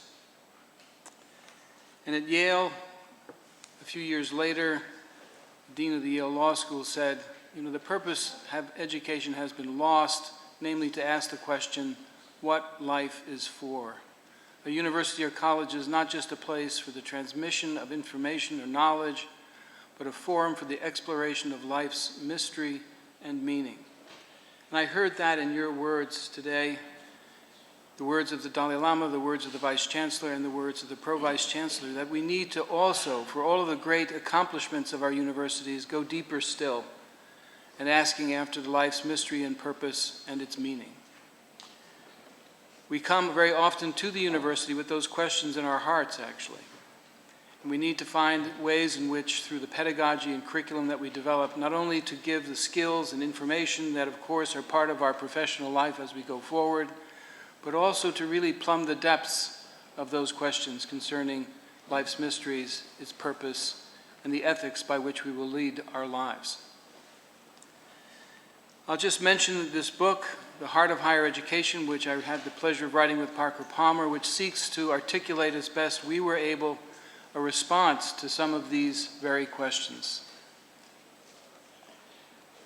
What I'd like to focus on, however, today is rather than the larger framework and the multiple ways in which one can address the questions that have been raised here, I'd like to make a single offering, an offering that goes back to certain of the comments which were made just now by the Dalai Lama concerning the role that contemplative pedagogy can play in secular education.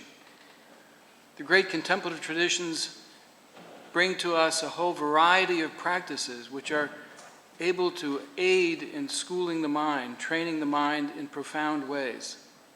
And I'd like to share with you some of the results of the work not only of the Mind and Life Institute, but also the Center for Contemplative Mind and Society, which I've also had the pleasure of leading, in just this area. My favorite contemplative is Albert Einstein. I think of him as a kind of natural contemplative. Sometimes you have natural athletes, and I think in Einstein's case you had a natural contemplative. When he was a young man, by that I mean a teenager, he asked himself a question: what would it be like to ride a beam of light? To run with light itself at the same speed? And he had that thought for nearly 10 years, constantly, in a certain sense, before him, sustaining his attention on that single thought, until finally the paradoxes which it entails were clear before him, and he was able to break those paradoxes by changing our very conception of time and then consequently of space. No sooner had he accomplished that than another happy thought, he describes it as the happiest thought of his life, came to him, namely the thought of falling out of his chair. Now you'd think, what could you learn from the thought of falling out of your chair? But what he learned was that the relationship between acceleration and gravity is absolutely intimate and produces at 10 years later the theory of general relativity. The special theory of relativity in 1905, the general theory in 1916 were the fruit of that sustained voluntary attention over years. The capacity to attend is one of the most powerful capacities that the human being possesses. However, we possess it only potentially. Most of us are not able to sustain attention for 10 years at a time. William James, the founder, you could say, of scientific psychology, wrote in 1890 about just this capacity for sustained voluntary attention. And he says the faculty of voluntarily bringing back a wandering attention over and over again is the very root of judgment, character, and will. An education which would improve this faculty would be the education par excellence. But it is easier to define this ideal than to give practical directions for bringing it about.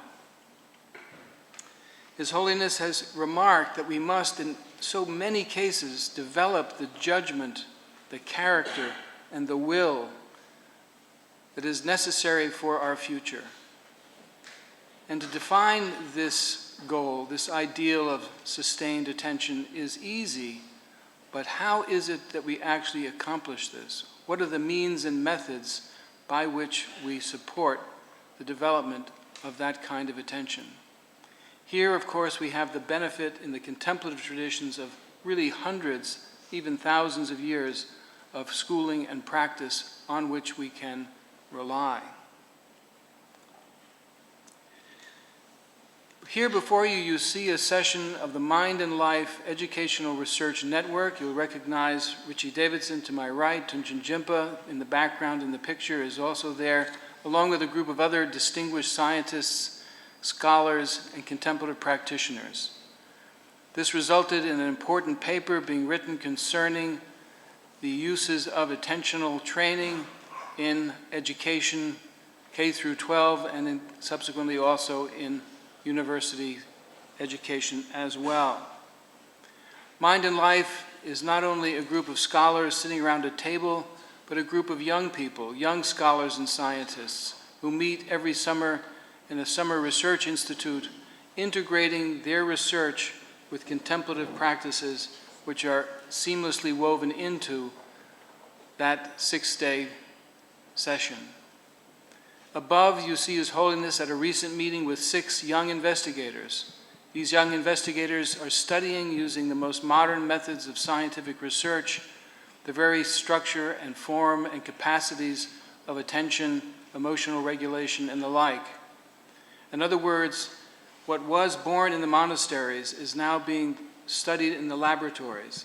His Holiness spoke how important it is that this be done in a way which is accessible to everyone, regardless of religious or spiritual convictions. And this is just what is taking place through the catalytic work of the Mind and Life Institute and those who support it. The consequence of this is that the number of publications in mindfulness research and the amount of funding has gone from essentially zero to $150 million a year just from the National Institutes of Health alone, and 150 projects. And you can see the graph here indicates this explosion in publications. This is becoming a field of work, a field of research, which is being legitimated day after day. And you'll hear much more about this from Professors Tanya Singer and Richard Davidson. I'll allow them to give that report. It's also led to a wide range of places, sometimes places you'd least expect it, where mindfulness methods and meditation techniques, shamatha training is actually taking place. See if you can recognize this meditation hall. I'll give you a hint. The person who's there before you right here is the Dean of the School of Education at Harvard University. The person sitting next to him is a professor of art education at that same university. The person next to him is a professor, senior lecturer at MIT Sloan School of Management. The person walking on the second slide is named John Kabat-Zinn, the founder and instigator of mindfulness-based stress reduction. This is the Harvard Business School. The Harvard Business School, the Harvard School of Government, the Harvard School of Education, the MIT Leadership Center, and other Boston area professors and institutions are represented in a circle of some 40 people, faculty members, getting together on a regular basis to explore the contemplative dimensions of leadership and leadership education. Imagine here at your university, in your business school, in your school of government, in your school of education, that there are classes that are regularly offered using contemplative practice as a means and tool in them. I see some nodding heads, so it perhaps is already going on here, and it can go on with much encouragement from abroad as well. I share these things in part because we need to see that all around the world, these steps are being taken in ways that it can be given, we can celebrate and find encouragement within. I'd like to tell you a little bit about the contemplative pedagogy and higher education movement in the United States and how far it's gotten in the last 15 years. Again, 15 years ago, there were isolated instances of professors teaching their courses with some inclusion of contemplative practice. We set up a fellowship, and for about 11 years, 10 or 15 people per year were awarded contemplative practice fellowships that would allow them to include in their courses contemplative practices. 160 contemplative practice fellows now exist, something like 10 times that number of applications were received. So something like 1,500 applications from professors around the United States were received for those fellowships. The Association for Contemplative Mind in Higher Education was formed. There's actually a member I just discovered from Montana here in our audience, with over 1,000 members. There are probably 5,000 faculty and administrators in the network that we have, and I know of many others besides them, so one would multiply this perhaps by 5 or 10 to get a sense for the numbers that are actually out there. The practices which are being developed are wide-ranging. Some of them are very traditional meditation practices that are familiar out of the traditions, but others are quite innovative. I give an example here. This is a practice called beholding, where one undertakes to look at a painting, probably the same painting, repeatedly, either every day or every week, and pose an increasingly subtle form of awareness so that one can learn to read the painting with a kind of intimacy that is lost when one looks at 100 or 1,000 paintings through the course of a semester. Jody Ziegler had 2 paintings in her entire course for 1 semester, and every session began with the same painting. By the end of that course, every student there could read the secondary literature and know all of what was being spoken about in the secondary literature, but know it firsthand. I want to mention an economics professor, a colleague of mine, who is likewise using contemplative practices in economics. That's perhaps less obvious, but there he has students examine their own consumption decisions and assumptions concerning the attainment of happiness through reflective, contemplative exercises that he has designed. One introspects reflectively about one's own, not just what the markets are telling us, but about one's own decisions and assumptions, and comes to clarity about them. He also has made use of economic games. Economic games allow one to distribute scarce resources and to do so according to the motives and ethics, and you could say values that one has.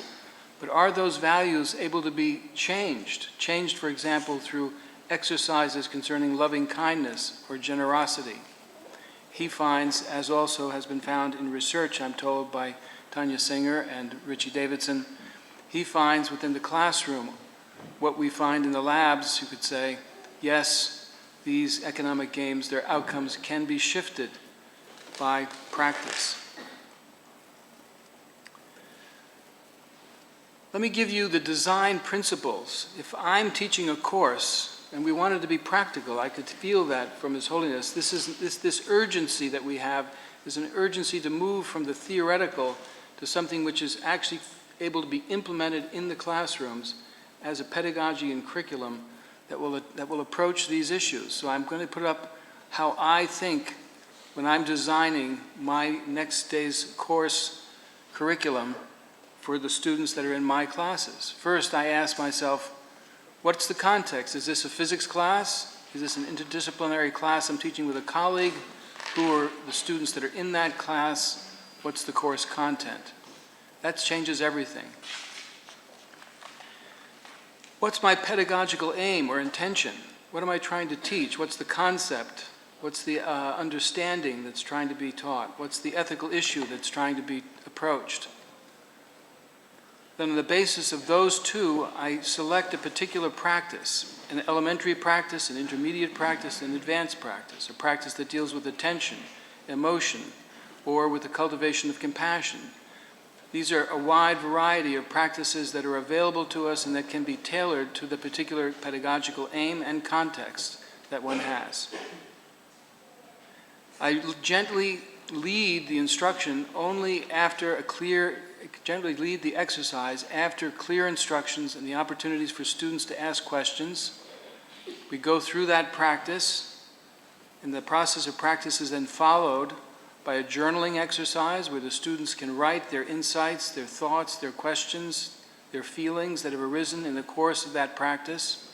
I have them turn to a neighbor, they talk in pairs, and then we come into a larger class conversation. This is the common sequence in the design and execution of contemplative pedagogy in a course, be it physics, interdisciplinary studies, whatever it might be. Now, when you give these kinds of courses and do these kinds of exercises, you need a rationale. What is it that's really to be attained and achieved through such a pedagogy, through such a curriculum? And here's my experience, and it's increasingly supported also by data, which again we'll be hearing about shortly. Namely, these kinds of practices support the development of that sustained voluntary attention that Einstein had in spades, that he was so good at.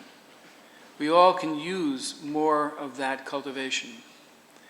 Emotional balance and equanimity under the stress and duress of academic life, that equanimity is so important to a healthy social as well as academic life.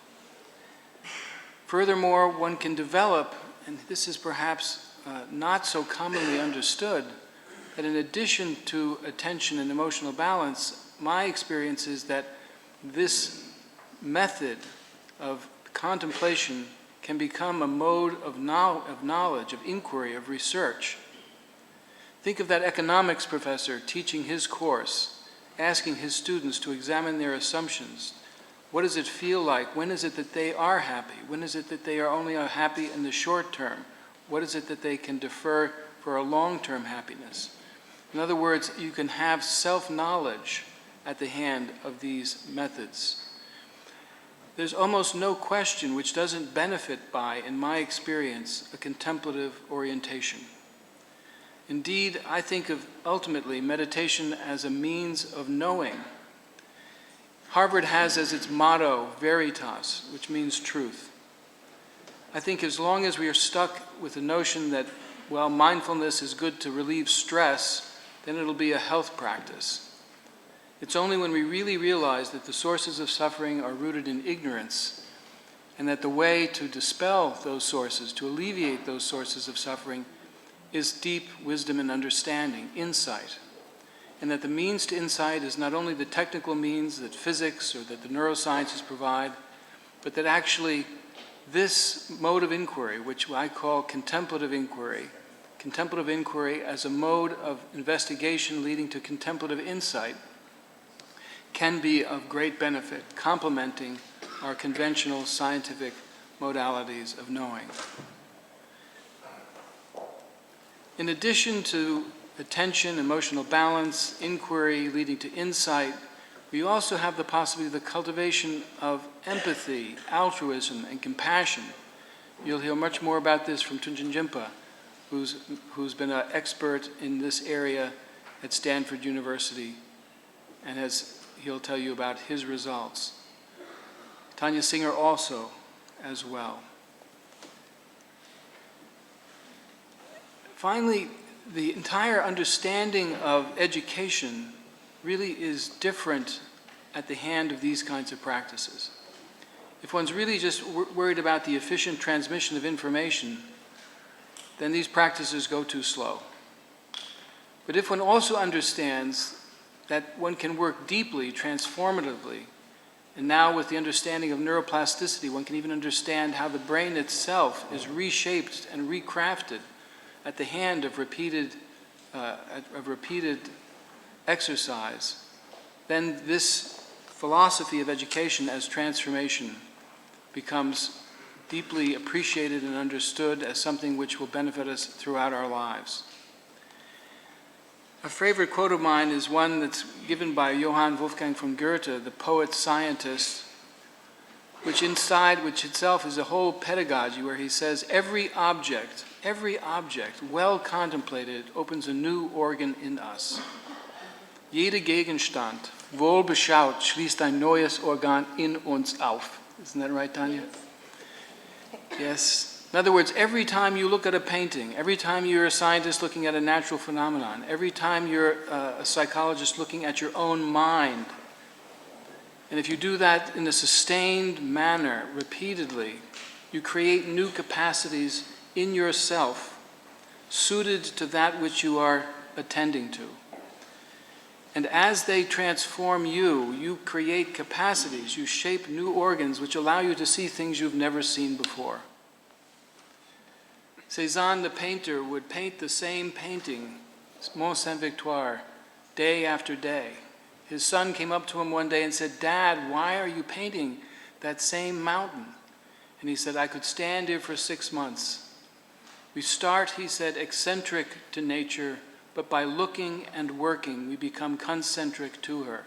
In other words, the eyes saw newly for that repeated exercise.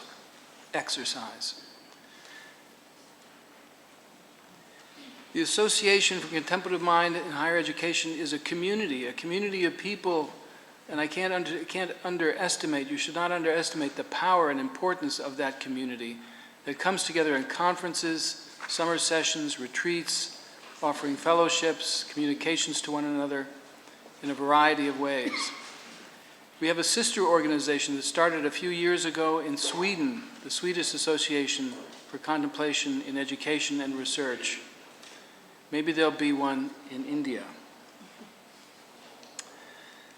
Now, I've stressed higher education because this is a university, and I'm a university professor and have been doing this for now 15 years or so, working with students in classrooms throughout my teaching career, and working with hundreds, indeed thousands of other professors around the world. And I stress around the world. This is going on in New Zealand, it's going on in Australia, it's going on in Thailand, where I just was a couple of days ago, it's going on in Europe.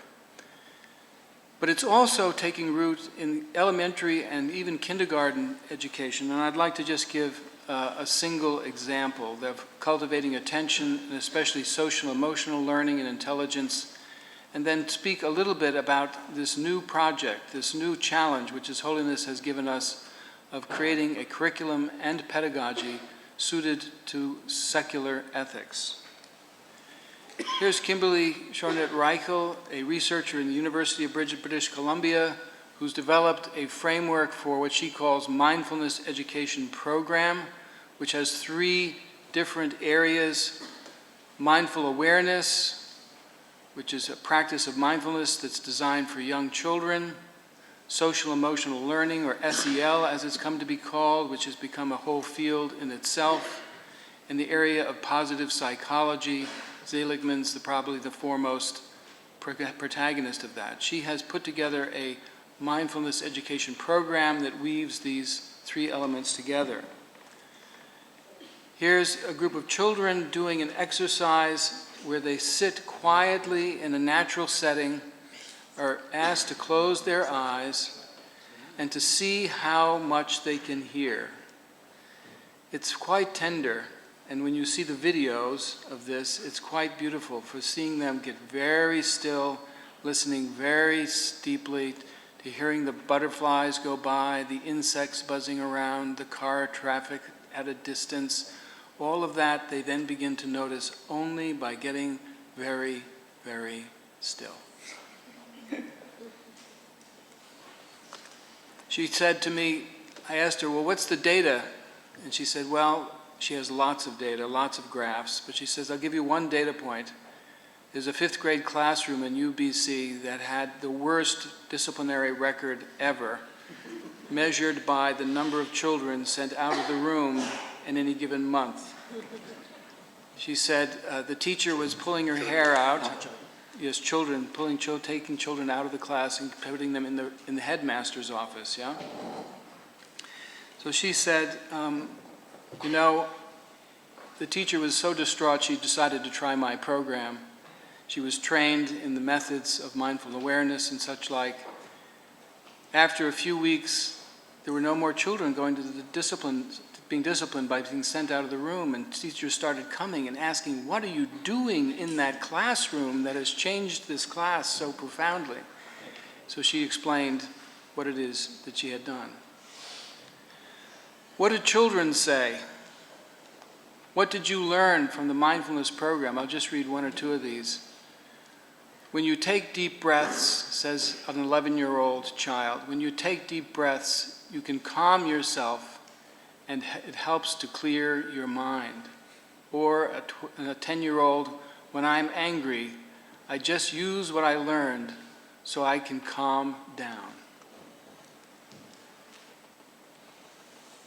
I'm going to jump from the world of kindergarten through 12th grade and even the university to another surprising place where the Center for Contemplative Mind has had its work done.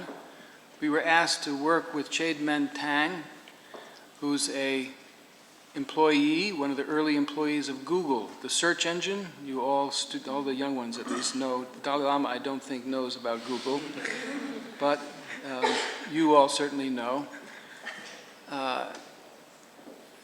With the help of Dan Goleman, and who's an expert in social and emotional intelligence, and Norman Fisher, who's a Zen abbot who teaches mindfulness and meditation methods, Google has developed a program of mindfulness practice called Search Inside Yourself, SIY. This has now been open sourced, literally that's what they call it. Their program is now being run throughout the company and has now been open sourced, and this book just came out this year and is a bestseller in the United States. Google sets the trends. You can expect to see these practices done in corporations everywhere. So we've shown that this expectation, this possibility that the Dalai Lama is holding out, the possibility of a response, one that makes the best uses, for example, of the rich sources out of the contemplative traditions, is something which we needn't wait for. It's not something which we have to wait for another 20 years before we can start.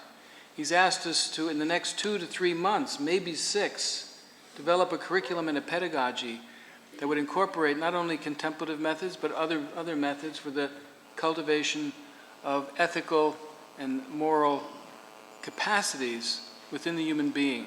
First, perhaps in the university classrooms, but ultimately from kindergarten all the way through to adulthood. So we take these 3, and it seems to me we need a 4th, secular ethics. Here's a nice photograph, of a friend of mine, but also a wonderful quote where he says, "What we need today is an approach to ethics," and he's described this to us in powerful terms, "which makes no recourse to religion and can be equally acceptable to those with faith and those without. Namely, we need today a secular ethics."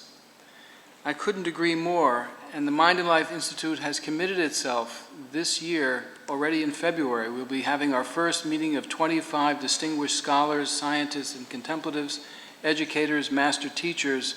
We'll be meeting at our new facility on Amherst College's campus. 2 of the members of that group are here with me today, but others will be joining, and we'll be taking our first strong steps in developing that curriculum and pedagogy. It's a major project. We foresee it as taking quite a number of years ultimately, and it's a global program. We don't see it as something simply done by Americans or something of that kind, but really a global initiative that we hope will be also partnered with institutions like Delhi University. We can talk about the cultivation of compassion and altruism. We can talk about it for as long as you like without any real effect. When I felt His Holiness speaking, I could feel what he wanted was really not a curriculum of intellectual discourse concerning the nature of altruism, the nature of compassion. Yes, we need to think it first, but we need to embody it. We need to live, ultimately, the values that we think, to find the means and methods to move from the intellect to the body, to life itself. That will be the great challenge.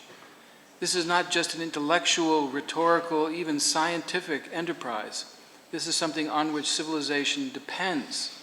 And the traditional institutions of religious faith, they are no longer truly adequate, with all respects to His Holiness and Buddhism, to all the great religions, which we can honor and respect. This, it feels to me, will in the future not be sufficient. We need to find, as His Holiness says, a foundation in our common humanity for the accomplishment of that teaching, that curriculum and pedagogy. And so Gandhi, of course, comes to mind as an individual brilliant in his own way, a lawyer, as was described, a person of great intellectual capacity. But far beyond that, he said this, perhaps his most famous line, you know, be the change you want to see in the world. It's who you are, not what you think. And to become something takes time. To become a doctor, to become a scientist, to become a psychologist, but to become truly human, truly ethical in your humanity will take some time. And it requires support, help, a pedagogy that takes us not only from our uninformed state to an informed state, but from a raw, if you will, potential filled with the possibilities of true compassion and altruism to maturing those capacities with the support of mentors, teachers, family, and friends to a full and robust ethical life as part of that human community, that full human community. You know, the purposes which were neglected, the values which were forgotten, the principles which we hadn't really sorted out, it seems to me are principles like clarity and stability of mind, equanimity and generosity of heart, strength of purpose and at the same time the awareness of the other, compassion and kindness, a kind of knowing that becomes so intimate with that which it would know that it becomes a way also of knowing by loving.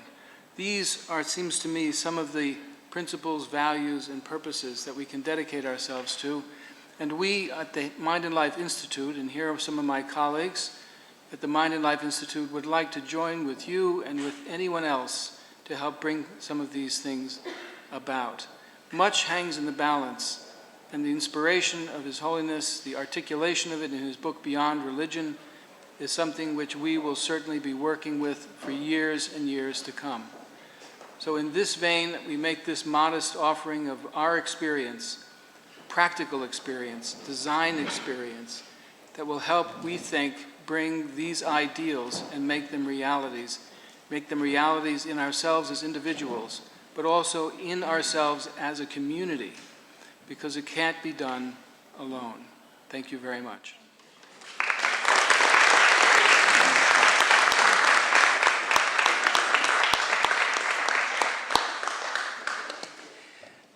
Thank you, Arthur, for that brilliant presentation.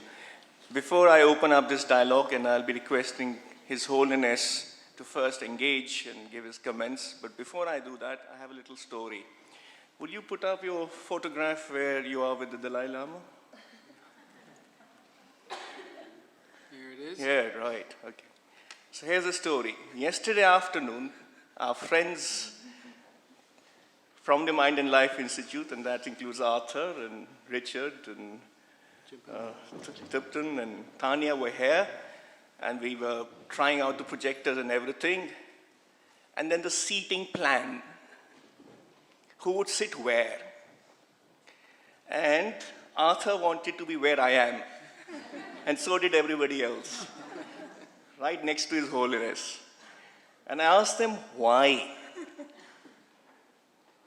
And they said, because then His Holiness can look at that screen in the laptop, and if he can't read that, they think you're very old, you can't read that, they could look up the screen here, it would be clear-sighted. And I knew the actual reason, you can sit there. And I finally, because I tried to be diplomatic, it won't work, I told him, every time His Holiness comes here, he holds my hand right through those hours, and there is no way I'm giving that up. Look at that photograph. Compassion. Maybe, I think, if we spend more time, then one day my hand go like that.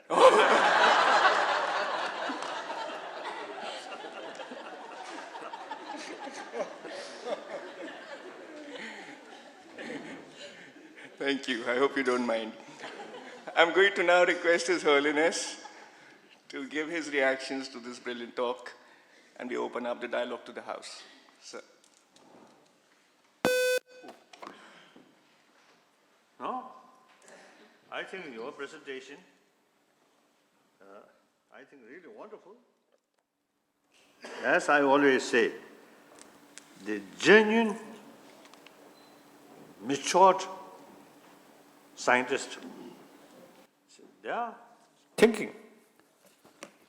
Very honest, unbiased. So I always see when listen their presentation, I always feel admiration. Occasionally, you see some a little contradiction here and there. That's okay. That's no problem. I think, as I mentioned, the other session, you see, we trained for debate. So therefore, we always pick up contradictions here and there. So this time, you see, no contradictory sort of points. So in any way, I really appreciate my sort of responsibility or my sort of capacity is just blah, blah, blah, blah, that's all. You, these people, really implement scientifically, realistically. So I very much appreciate. So that's all. Thank you. Thank you. Thank you very much. So before I open this to the House, a question which you might want to engage with now, sir, or later after you've taken questions, is the way I understood it, contemplation in a sense is sustained attention. Sustained attention. And it reminds me of this poem which is very relevant to modern times, even more than when it was written earlier. What is this life if full of care? We have no time to stand and stare. And again, I forget who wrote that. Again, was it Voltaire who said that all the problems in the world arise because humans are incapable of sitting quietly in a room by themselves for an hour? I'm not sure. Was it Voltaire or somebody else? But somebody said that. India, of course, has a long tradition of meditation, of shamatha and vipassana and so forth. But what we're saying here is more general than that. It's not saying just sit quietly, but have sustained attention at every point of your waking and sleeping life, in a sense. In other words, that sustained attention will then get rid of the superficial floss and let you penetrate, so it will be insight rather than appearance. And that could be applied to everything, not just when you're sitting quietly. But that's just a question. Maybe you'd like to respond to it now, or maybe we can take questions. I can respond briefly to it now.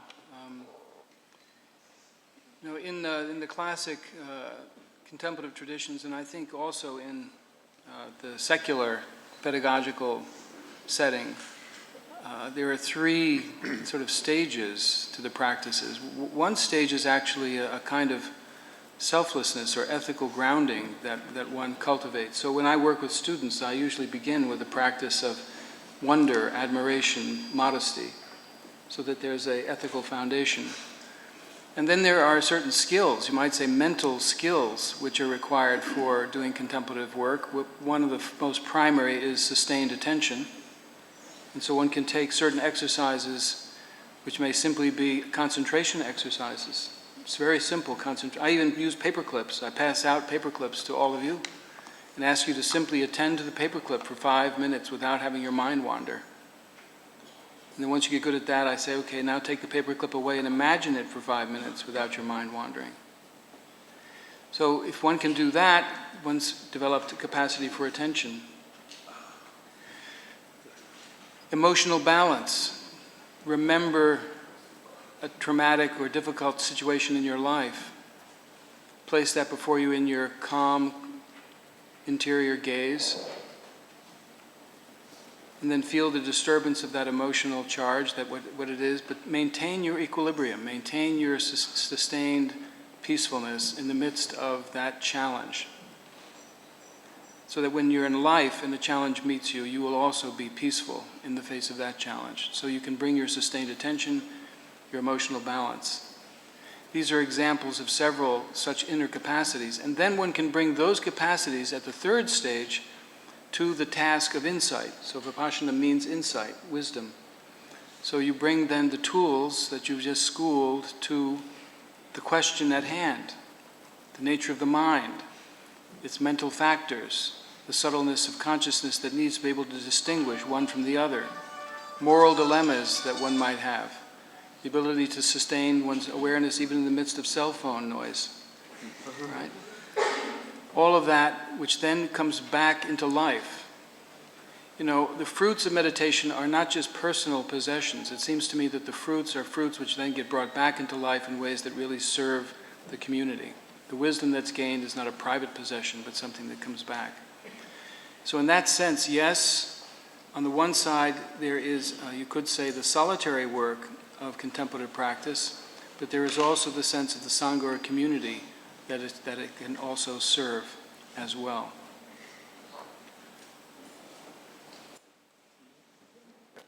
Okay, can we have questions? You had your say, so. Yes, Anu, okay? This is very interesting presentation.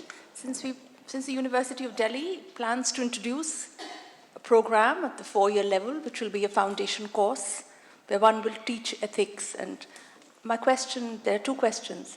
How in a group, what is the size of the group we'd need to conduct such a contemplative inquiry? Number one. Number two, in a diverse group, how do we handle and actually deliver the seeds of contemplation as an experience to a class of students of undergraduate level? I've taught courses anywhere from a dozen students to actually over 100 using contemplative practices. There's a difference in the design considerations if you have a large class. Let's say above about 25 or 30, there's another set of just logistical issues which arise, where you break them up into small groups. In the small groups, they do some work together, then they come back and report to you. When you have 20, you can more or less stay within that setting. So those are practical questions. But you'd be surprised how many students you can teach. John Kabat-Zinn, who's, again, the instigator of a great deal of this work in the United States, I had him for a talk, and he was going to be also doing a little bit of teaching. The talk, he had 1,000 people in the talk, and he led some exercises. The workshop the following day, we had to cut off, I think it was at 500. And I said, John, you know, isn't that too many? He said, no, there's always a way of working. So sometimes universities simply have practical necessities. If you're going to be teaching this as a required course and you have tens of thousands of students, how is it you work with that number of students practically? It does take skill to be able to do that. So the ideal numbers are numbers around 20. But if you need to do work, and you can work in larger numbers. Now, you asked about diversity. And I think you mean religious diversity, whatever, all kinds of socioeconomic diversity and so forth. Socioeconomic diversity I have not found to be a problem in the going around. In fact, some of the places where you might say the schools are the poorest, the most difficult, are actually longing for this the most. You know, they're kind of existentially motivated. Where there is some difficulty in the United States is around fundamentalist religious traditions. And every religion has its fundamentalist brand, right? And there some feel that closing your eyes is to invite the devil. You know, if you're not simply doing the rituals of the particular religion, then it's a problem. But usually young people are open. You know, they're interested in having you talk about it with them. And so the first couple of classes can be taking up those sorts of issues, settling it. Finally, I'd say, I always feel that these courses have to have some kind of element of freedom in them. If for some particular reason a student decides ethically they can't do this, then you could have parallel classes where they do something else, maybe service learning, some other kind of activity which cultivates compassion in a way that suits their particular situation. But mostly, I'd say in 90% of the cases, I've not seen this to be a problem. Okay, if I can ask a follow-up question, how would we evaluate our students? Because if you're making it a course and it's been suggested that it would be a fundamental course they take up, what kind of an evaluation program would I have? How would I grade my students? How would I accept them? Yeah. This question of evaluation in such classes, the classes I teach, meditation is always running parallel to a content. So, for example, it's not just a course on meditation. It's a course on art history and the sciences. And every week there's a practice which is introduced, which is meant to help understand some of the ideas and concepts, some of the themes and so forth that we're actually working with. So we build up some of these tools in the first part of the course, and then as the course unfolds, we actually apply some of these beholding exercises, concentration exercises on the content that we're working with. And then the students still have to write papers. So they get graded on that material. That's their course grade. But what they find is that some of that material is based on their exercise, say, of attending to a particular painting according to a particular method, a contemplative method. So they're asked to go into a museum, the painting is there, they sit before the painting in a particular way, take their notes, and so on. And then they're graded on that paper. But the good papers always reflect a deep engagement contemplatively. That's just the sort of fact of the matter. Okay. One last question before Vice Chancellor speaks. How many hours you think would be an ideal number for an undergraduate student to actually move through a contemplative program and an applied program is what you're suggesting? How many hours would it take? Well, you might want to take a look at Hal Roth's program at Brown University. He's developed a full-fledged curriculum on contemplative studies. But if you take a minimum. Minimum. Okay, so the first class, students, I tell you what happens, the first class is confusing. Because there are no classes like this in the universities, right? So students in the first 3 weeks go, oh my God, what's happening? I can't believe what you're doing. And then by the 4th and 5th week, they're saying, this is fabulous. Why aren't more of our classes like this, right? And then by the end of the class, they're all saying, when can I sign up for the next one? But we are few, so we don't have a next class. So I'd say you'd want, a sequence that would be each year that would be possible for a student to take at least one course per year. So say there was a sequence of 4 courses, probably in a diverse range of types. Right? So it's not just a single monolithic offering, but that reflects the expertise and competencies of those who are teaching the courses. Yeah. Actually, a capsule course. A capsule course. It's the shortest of a capsule course. An intensive capsule course, if you could do something like a 3-day intensive, is that what you're talking about? Let's say about a 20-hour credit course. 20 or 25 hours. You think it's sufficient? Let's talk. I think we should talk. Okay, fine, thank you. I think I want to respond something. So this moral ethics, not knowledge, mere knowledge. Mere knowledge, 1 hour, 1 week, you already gain something. But the ethics, some real sort of change our view and a firm conviction. So not only is knowledge not sufficient. So therefore, time, familiarize these things are something important. That's what I think. I should also say this demands something of the faculty. In other words, it's like teaching physics without knowing physics. It's a problem, right? So if one's going to be, I started meditating when I was 20. I'm over 20 now. So that was 40 years ago. You don't need 40 years of practice, but what we have found consistently is that the firmer the practice, the more the possibilities are. And so some of what we do in the Association for Contemplative Minded Societies, we hold retreats for faculty.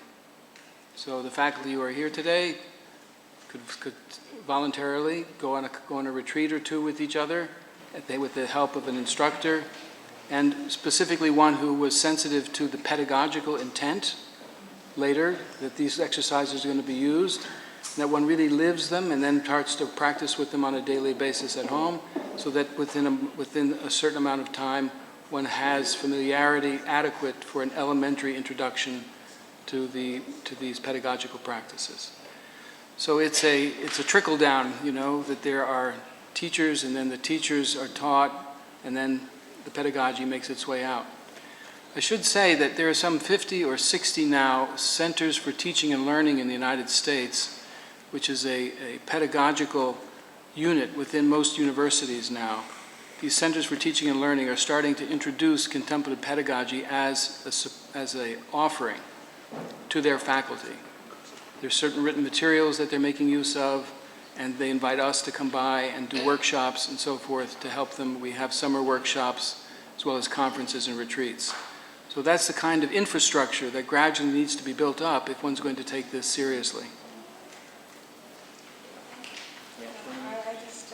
Thank you so much for such an insightful talk, because it's some of us who've been grappling with some of these issues over the last 6 months.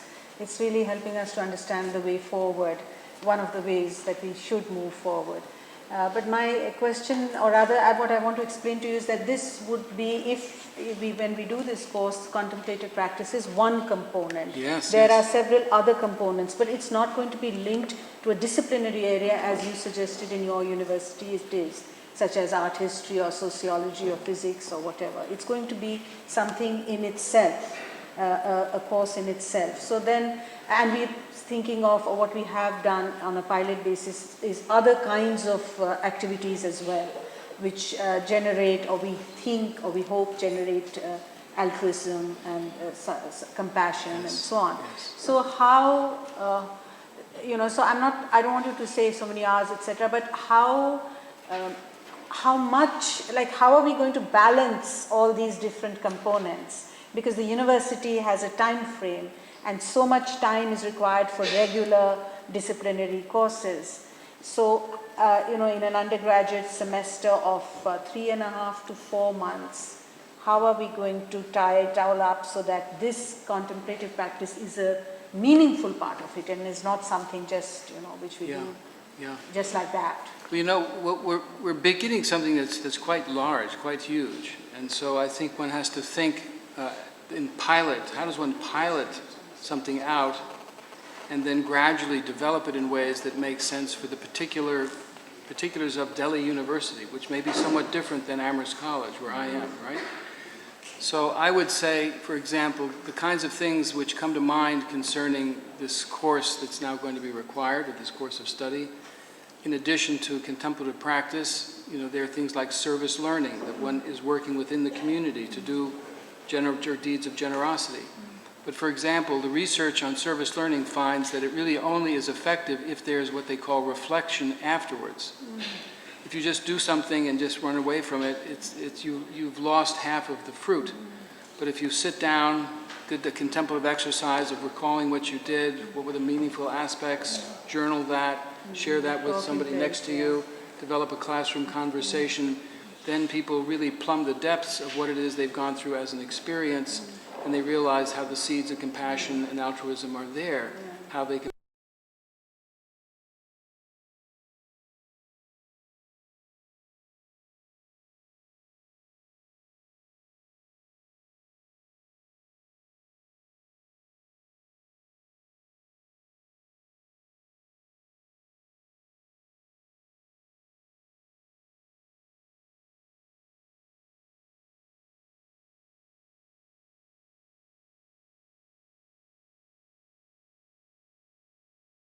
rolling up your sleeves and getting very clear about the requirements, and then developing and piloting and then refining after critique, and then open sourcing the way the Google program was in the end. And I want to emphasize this is something that Mind and Life is committed to doing. We've gotten some grants for this, and we're planning a major initiative. So anyone here that's interested in that, we'd love to be in contact with and collaborate with over the years ahead. We'll take one last question for this session. Yeah, thank you very much, and thank you very much for a wonderful presentation. And my name is Shantam Seth. I'm a teacher in the tradition of Thich Nhat Hanh, who wrote a book called The Miracle of Mindfulness in the 60s. We've been working with children for about 30 years now on family retreats, and we actually produced a book a few months ago based on 30 years of work. So one of the questions which I had, which I'll come to in a moment, is how do we cooperate together? Because we've been doing this for 10 years briefly in India, and then about 4 years ago, we did a program at the Doon School, which is supported by Analjit Singh here, on mindfulness in education. And then recently in October, we took students from college schools in Delhi, mainly Vasant Valley schools, step-by-step schools, and some government schools. And we did a month-long program with teachers, children, and parents. And then we focused on teacher training in Lady Shri Ram College with the BL Ed. And what we decided was that teacher training was the key to fast-track this whole thing. So essentially, I just want to share that. So how do we cooperate, and how important is the element of teacher training in this? Because through my years of reflection on this, I'm finding that we're very limited in the number of people who can actually bring this from the monastery into the classroom. And we need to do this. So and in some senses, I'm not finding whether the monastics are able to do that either. In our tradition, we are trained, the monastics are trained in what we call engaged Buddhism. So many of them actually go to schools. But I'm not sure how this would work with the Tibetan system, and to bring this what we call it mindfulness and applied ethics in school education. That's what our titling is, which is very much like His Holiness's secular ethics. So I'd like to see how we can cooperate with these different groups that are doing the same sort of thing in some way. Thank you. Yeah. You're putting your finger on a wonderful dilemma, so to speak.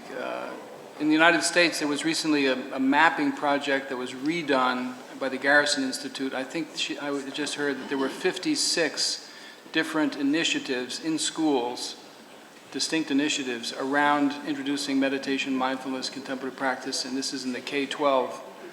And then you have many hundreds and hundreds of professors in universities that are doing somewhat similar things. So it's a community. Now, as I mentioned, there are really two organizations in the United States, and I assume there are probably organizations similar elsewhere. Mind and Life Institute every 2 years holds an international symposium on contemplative studies, and it's meant to be very broad, including these themes. The last one we had to cut off at 700 because we had too many people for the room. We're planning for 1,500. This is going to happen in October of 2014 in Boston, and it would be wonderful if we could have representatives from many of these sorts of places so we can find out about each other. The mapping is one way of doing it. The other organization is this Association for Contemplative Mind in Higher Education. It's meant to be a kind of, again, a global network which has social networking software, a platform for that. You can become members very inexpensively, and then you can network with other individuals. You asked about the teacher training. I, like you, feel teacher training is a very important wedge point. You train the professors of education who then train the teachers who then work it all the way into the school. It's like an exponential growth. An example of this that's being done is in Israel. Ofra Meseles, who was the dean of the schools of education, all 8 schools of education, she was the leader of that community of deans, and is now in the Ministry of Education, would like to have every professor of education in some way aware, and certain of them at least become committed to this, and then do just what you said. So this is a thought which is circulating, and I think a very powerful one. Again, it's one where it needs to be done sensitively, ethically, without force, but by virtue of the invitation, it seems to me, into something which will show its merits scientifically, as well as just through one's own experience of its personal benefits. So I do think that's a very wise way of proceeding. Thank you very much. If you want to, like in the MBSR program, for example, which you have 8 weeks, which are structured in a certain way. Are you thinking of something similar to that? Because ours is more to do with the imbibing of a lifestyle or an ethical base rather than just an 8-week program. But we'd like to learn how to do it well so that you know, it's not exactly like the course you mentioned. It's not a 1-week course or a 2-week course. It's something which really, and we're very, very impressed by what Mind and Life have done, really, because that's really given us the impetus to do this to some degree. But how do we do it? Because it doesn't become an 8-week course. Well, again, this is getting into the details, but Mind and Life itself is not in the business of offering trainings. We stimulate research. That's been our primary. So there are conferences and events, dialogues and the like, which we hold, and then we catalyze and stimulate research, mostly taking place through colleagues, such as the ones you'll be hearing from shortly. That being said, the Center for Contemplative Mind and Society, which is a sister organization in the same town, and one which I led until recently, it does offer resources for the training of teachers and professors, all right? Typically high school teachers and academics. And it's done so for now about a dozen years or 15 years. And I can tell you the details of how we've approached it. We do not have a standard 8-week course. We bring in experts over 5 days, people who've done a lot of this in their own universities, and they're from different subject areas. And we then give exemplars and principles of contemplative pedagogy and curriculum development. Then in the afternoons, we help them design their courses. Typically, there are about 40 or 50 faculty in every summer workshop group, and they meet over the course of a week. And as much as they learn from us, one of the other things I want to emphasize in each of these gatherings is they feel what gratitude for not being alone, because many of them have done this work in isolation. But when you're with 50 other faculty in a room sort of like this, and you're having a terrific time learning from each other, sharing with each other, the social dimension is a very powerful part of the reality. Thank you, sir. Let's bring this session to a close. Much food for thought, for contemplation, so it's time for food for the stomach. We take a pause. We are truly blessed that His Holiness has consented to be with us for the other sessions. So go and have a good lunch. We'll be back at 1:30 to continue this dialogue. God bless.